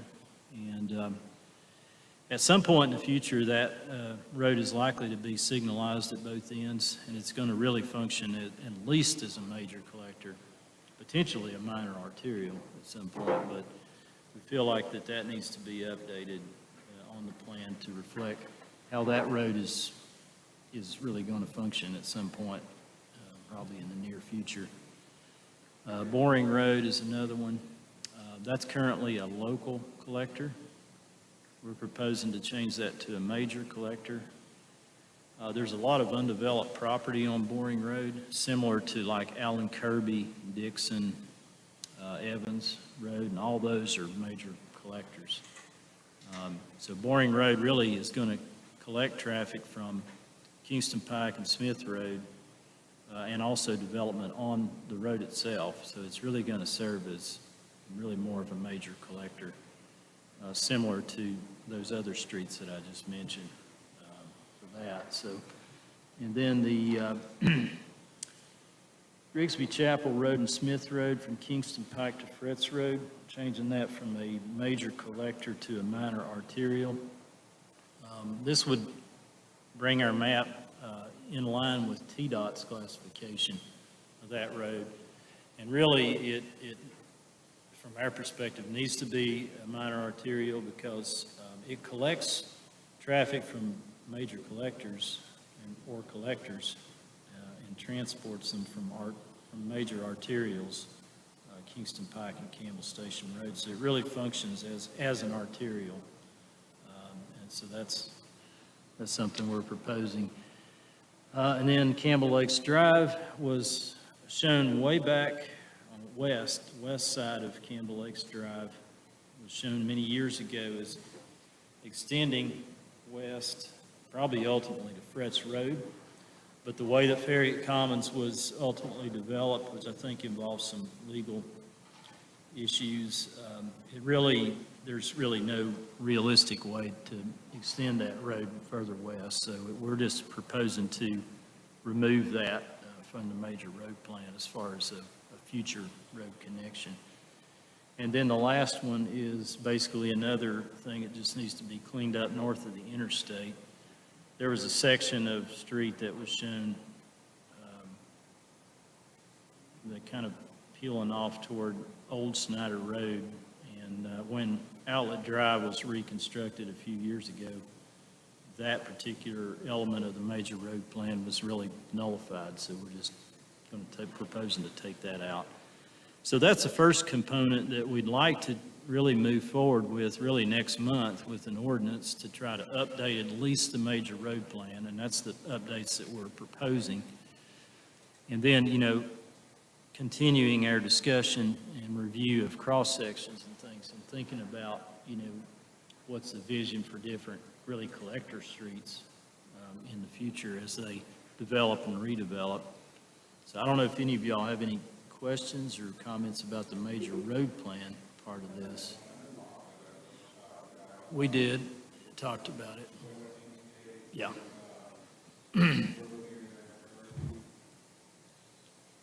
Yeah, that's not on here right now. It could be, yeah. Yeah, it could be. That will be a paved public street there, yeah. And that may ultimately need to be classified as a local collector. Yeah, we're not proposing that right now. We're going to kind of see how that is used, you know,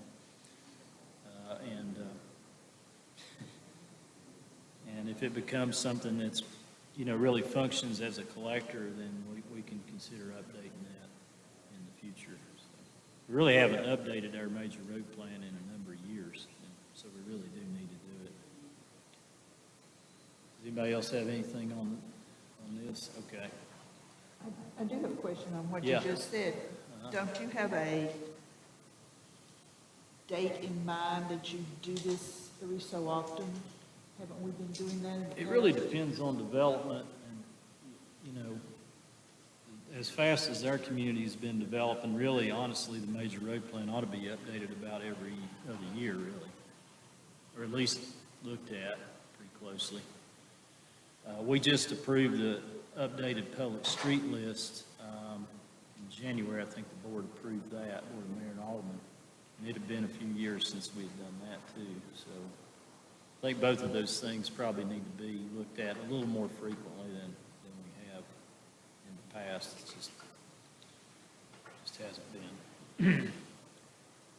All right, so I'll present an ordinance next month then on the major road plan changes, and then we can talk a little bit more about these cross sections. The cross sections were also something that we looked at back in 2017 and some other things. And when we talked about looking at cross-sections at the staff developer meeting on March 30th, the staff asked just really some general questions to kind of step back and evaluate what we're trying to do. One of the questions was, I mean, what problems or issues do we see in our community, particularly with our collector streets? And I'll use collector streets because they're really, all of them are controlled entirely by the town. There are also streets in areas that are probably the most likely to change and easier to change than an arterial street like Kingston Pike, because you have to get TDOT's involvement, and they're just more expensive to try to modify. So the collector streets are really the focus. When the Planning Commission at the time looked at different cross sections, we had kind of a charrette, really, where we showed different cross sections, and people put dots on what they thought. We had a list of collector streets and which streets they felt like a cross section would be appropriate for. And the most popular one in general was this one at the time, and that one showed 12-foot drive lanes, which could be 11 feet. 12-foot multi-use path on one side, a 10-foot parking planting strip, and then a 6-foot grass strip on the other side with an 8-foot sidewalk. So again, getting back to what problems or issues are we trying to address? What solutions could we provide in future cross sections that would get the most use, provide the most bang for the buck? And so this was one that was chosen for most of the collector streets. Another option that had some favorability was this, and this has a median introduced in it with basically a typical sidewalk on one side, a 12-foot multi-use path on the other, a 10-foot planting strip, and then a bike lane that was introduced, actually a bike lane on one side. So, that some of the things that I think we really need to think about, and maybe this needs to be looked at with maybe a small working group, kind of like what we did with the aesthetic plan and the sign ordinance, and just get a variety of perspectives, people from the cycling community, schools, representatives, just all different kind of perspectives of users of the people movement system and what they would like to see as properties develop and redevelop in the future, like what we're doing on Boyd Station Road. What we're proposing there, now that's a little bit of a different situation because the south side is really, we really can't do anything with that because it's railroad right-of-way. So really, everything's on the north side, so what they're proposing is to widen the road about 4 feet, and then they're going to have at least a 6-foot grass strip, probably more than that, because of the transmission line easement, and then a 10-foot walking trail there. So that's one thing that we were looking at the staff level was whether the 8-foot minimum width walking trail should be maybe increased to 10 feet if that trail is roughly parallel to a major collector street, like Boyd Station or Allen Kirby or Evans, things like that. Because the additional 2 feet actually is consistent with what TDOT's cross-section is now. Yeah, 10 feet, yeah. So it really does give you a little bit more space to have more user opportunity in that physical space.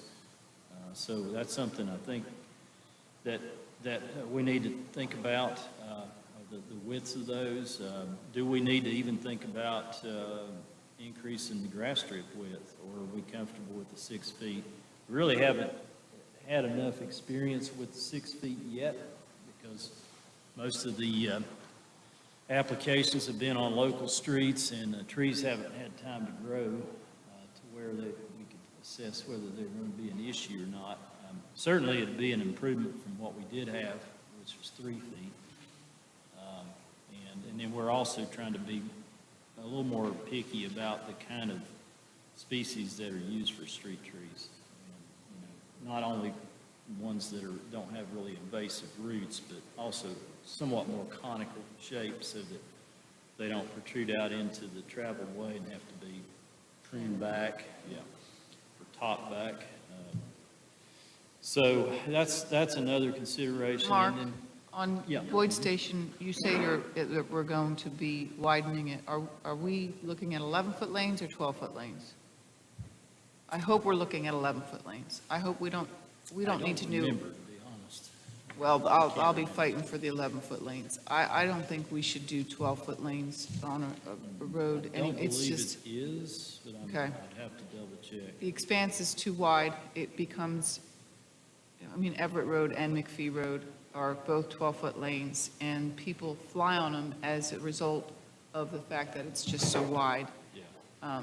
And I think that that expanse of asphalt is tough to deal with. So when 11-foot lanes would accommodate, of course, I'm not a big fan of the 40-mile-per-hour design speed everywhere either, because that's Yeah. what we're doing is we're making it very car-centric. And you asked the questions here. I would like us to not be so worried about putting it level of service as your first thing is what we're going to end up with is high speeds. And when you start looking at the multimodal as a multimodal transportation system as a whole, where you're thinking about the pedestrians and you're thinking about the cars, and if we're going to do bike lanes, I would think that they would really need to be protected bike lanes, because even if we scale back on the design of our roads a little bit, you're still going to have a lot of people flying. Yeah. And then those bike lanes don't get used. The ones on Campbell Station, I don't think I've ever seen a biker on Campbell Station Road in those bike lanes. Yeah, it's a little It's bit- hostile. it's- So, and we created a very hostile environment on Everett Road. I walk my dog on that road. Yeah. And it's loud and it's fast and it's nerve-wracking when you have to turn around and the traffic's behind to your back. Same thing with McPhee. There's not enough street trees. It's very hostile even from you look down that road when it's a summer day and you're like, that's hot. Yeah, that's it's- not a very peaceful looking walk. Pretty hot. So I would love it if we were looking at things from, and I think that's great to maybe bring people in. I know there's a woman I'm talking to that I've reached out to when we start talking about this. Her kids, they live in Village Green and she has the boys, she's got middle school boy, ride their bikes. There's a few of them that ride their bikes. And so they're crossing at Kingston Pike at Campbell Station Road during that time. But of course, and they're learning how to do that. But that's really what, if we're not building an environment where kids can feel like they could ride their bikes or walk to school, then we're doing something wrong. Because we have all of these pedestrian facilities.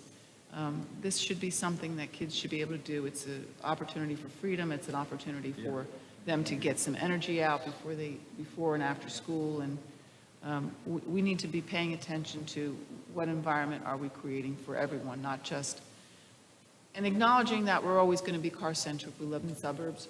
None of us want to give up our cars if we want to go somewhere. We like to have that convenience to do what we want to do when we want to do it.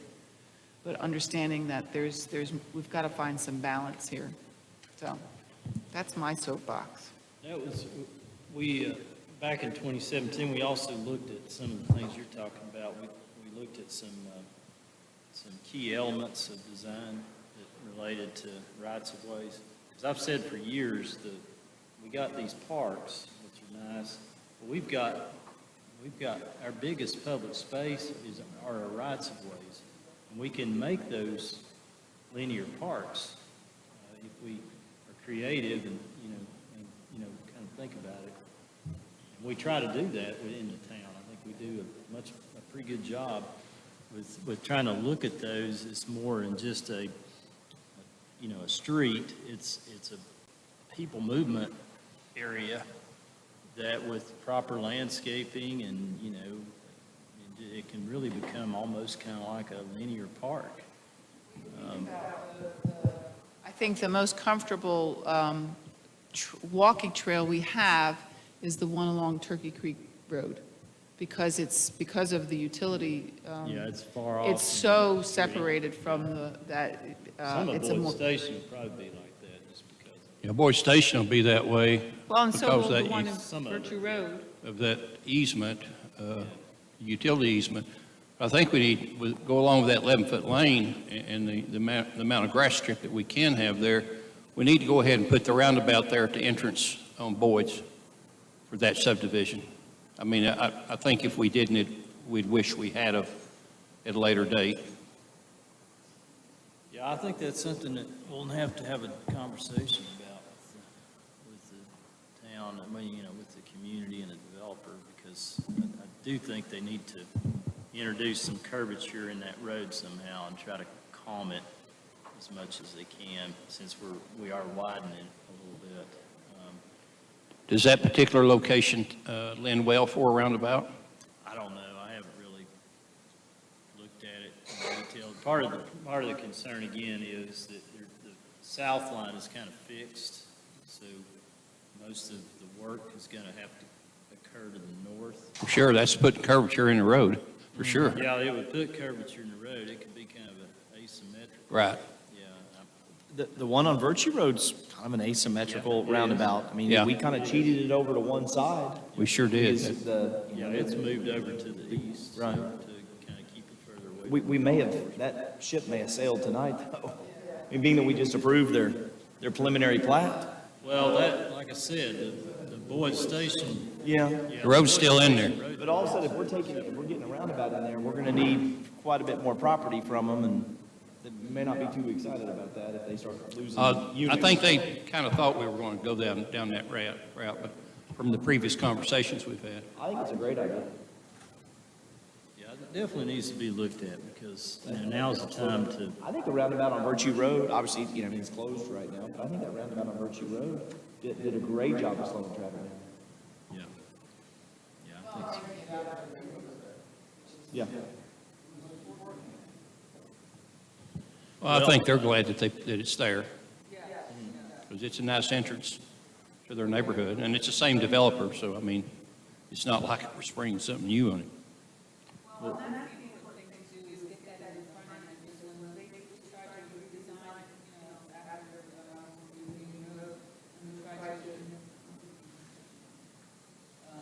And we were trying to retrofit a roundabout into the entrance of Fox Run. It was a flippin' disaster, because it wasn't meant to be a roundabout, and it would be actually be a nice idea on the front end, because you can design around it. but implementing it after everything's built that's a hard thing to do. One thing I want to add too is, we talk about around the schools, but now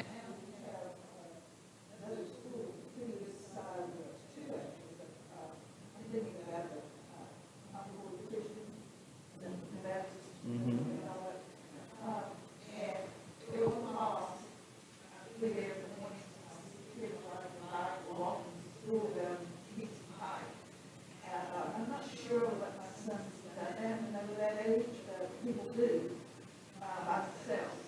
And, it scares me, it scares me, but, that's still, that's a school with a lot of population that we need to consider. Well, on the arterial, it has an 8-foot grass strip if it's a new section. And then, so like Bud Combs project, they're gonna redo that sidewalk there. And most of that's gonna be an 8-foot grass strip. So that's gonna be a vast improvement as far as security, feeling more security. Because it's not a very comfortable feeling walking on a sidewalk that abuts the curb of a major arterial. It's tough Well, to, When you start looking at that property that's left down there, it potentially could be a school down there, so yeah. I think if we don't put a roundabout in, I think we'll regret it. I really do. Well, like I mentioned earlier when we were talking about the Grove, the Boyd Station Road project is going to be a separate project, and that will have to come before you all. I mean, so we'll have to continue our conversation with them and just kind of move it forward. But back when y'all looked at the key elements in a few years ago, the lane width was one of the big ones, and then having the pedestrian facilities, trying to have facilities that were more of a shared use path instead of just a traditional 5-foot sidewalk. And I think that's good, because as a user, it's softer to walk on asphalt versus concrete, for one thing, or run on it. And then if it's wider, it's more inviting to more users. If somebody's got a baby stroller, that's going to consume most of the width of a 5-foot sidewalk. So it's really going to kind of limit the usability of that facility. So, Well, certainly in these areas where you're just going to have it, like there's an area, the Virtue Road, there you have it just on one side, because the Yeah. golf course on the other Just to have side. at least as Boyd wide a Station the facility same as way. you can. And Union Road is the same way. You have it all the facilities are on one side of the road, so it's that 10-foot multi-directional, multimodal trail. And that's really nice. Kids can go for a bike ride, or you can go as a family for a bike ride, and you're separated off, at least on the Fox Run side, you're separated off the main street. Yeah, I think that's really important to think about that. What kind of facilities do we want? And then making sure that we get some vertical vegetation in between those so that it doesn't look like a street, and then you got a 10-foot asphalt trail. It's kind of a big blend of asphalt. So it's really critical to me to get the street trees in there. We added some additional cross sections that were in the packet that we looked at on collectors. We had 2 for local collectors and 2 for major collectors. And some of the things that we were looking at on a local collector, this says sidewalk, but it really could be walking trail, is to have that 8-foot walking trail on one side and a 5-foot sidewalk on the other. Retaining the 6-foot grass strip in there for street trees, that's one option. Then maybe in a rural section, you may only do one side, and you may not have traditional curb and gutter. It may just be kind of an open ditch section. I don't know how common this is going to be, really. Then have like a wider facility on that one side. Then on the major collector streets that have a little bit more traffic than local collector, as we were talking about earlier, maybe considering widening the trail width from 8 to at least 10 feet to give you some additional width for usability on those.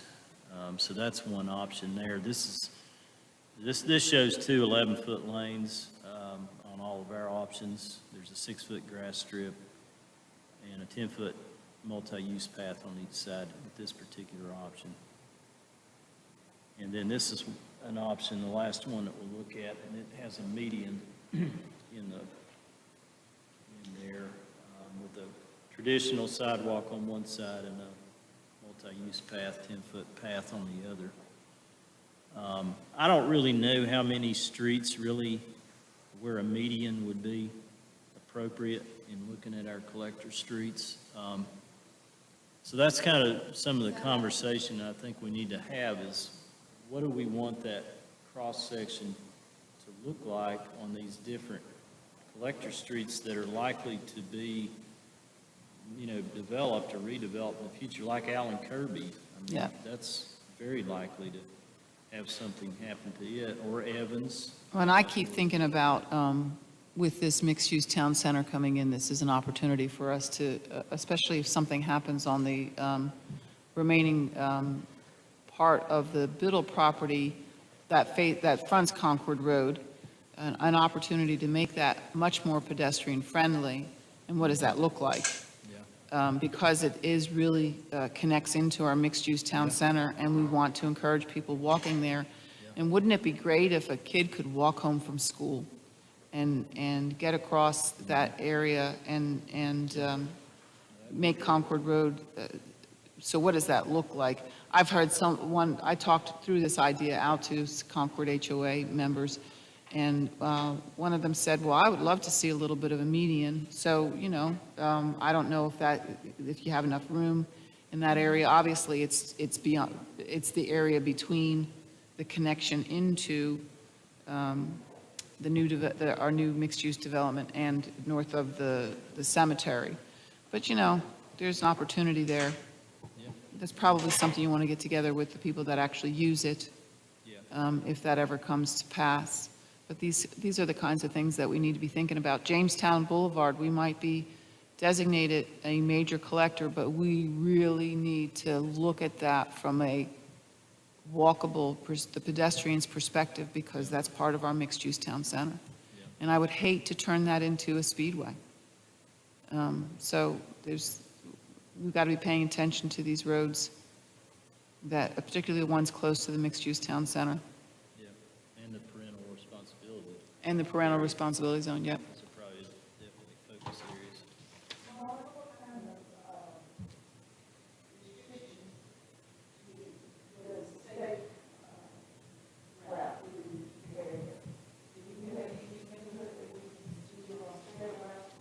Oh, yeah, we have input. We just have to coordinate it with TDOT. And, I mean, it can take a lot longer to complete a project, because you have to work through. Well, that's depending on how you're getting your funding, Well, they also have a multimodal transportation group there now. So, of course, they've adopted those multimodal transportation policies. That's kind of where I got the idea for the design exception for Union Road. So that's very encouraging, because they're out there and they're active and trying to work through this, old transportation engineers are still stuck in the 12-foot lanes, 40-mile-per-hour design speed, but they're slowly working on, hey, let's make this more bike-friendly or walkability. So that's an opportunity to explore and make sure that we're engaging with that group. I don't know if you feel like we ought to try to think about getting a small working group to look at this, if that's a good idea, to try to, I don't know, get some different perspectives from people that really use these facilities quite a bit.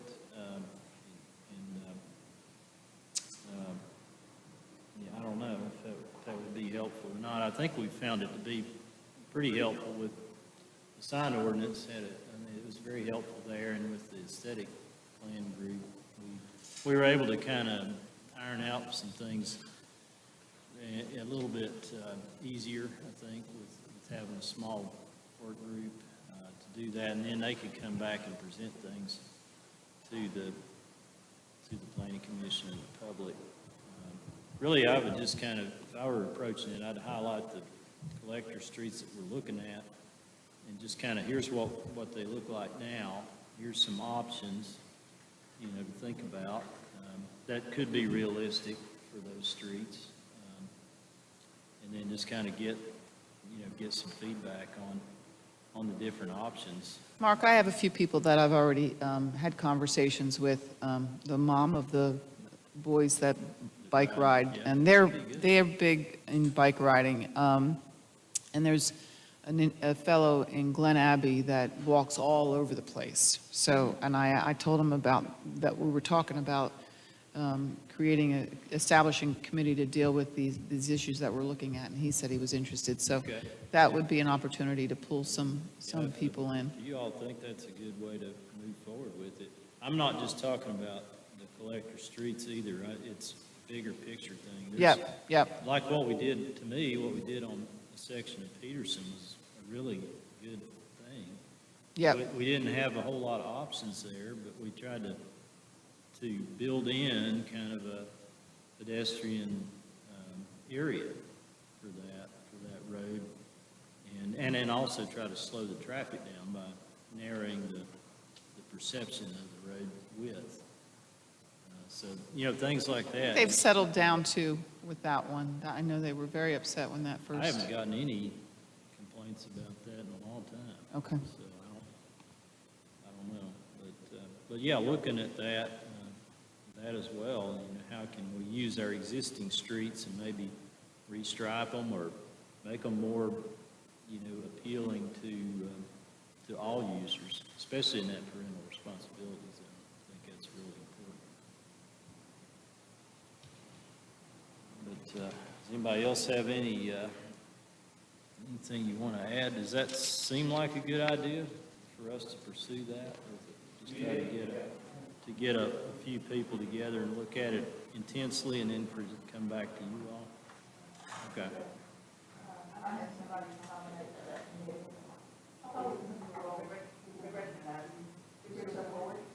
Oh, yeah, he'd be great. Orthodontist.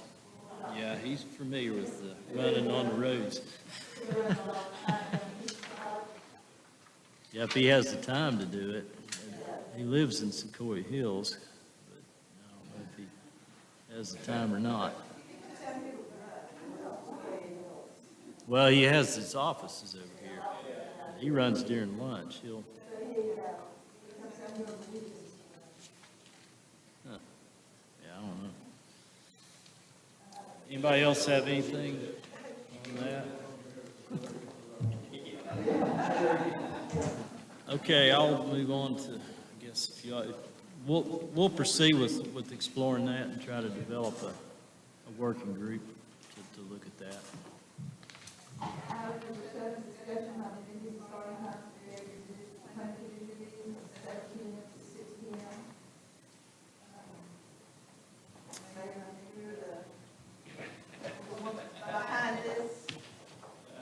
Yes, I guess I am, but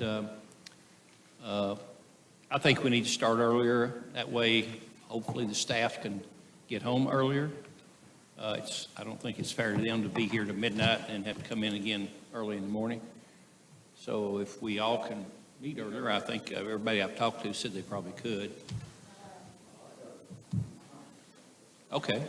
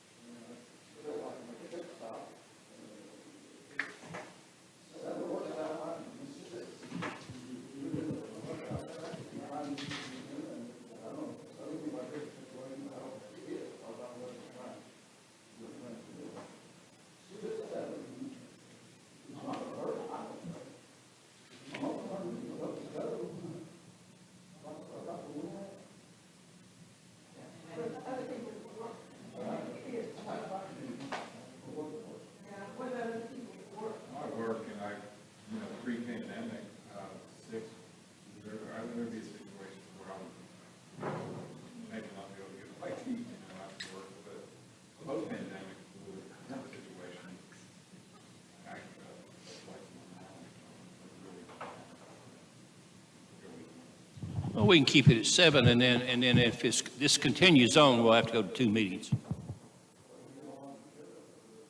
I think we're going, I mean, if this continues to be a issue to where we're running late, then we'll have to pick up maybe either the first week or the fourth week as our second meeting and just have shorter meetings. It hasn't been as bad, late it is. It depends on the projects.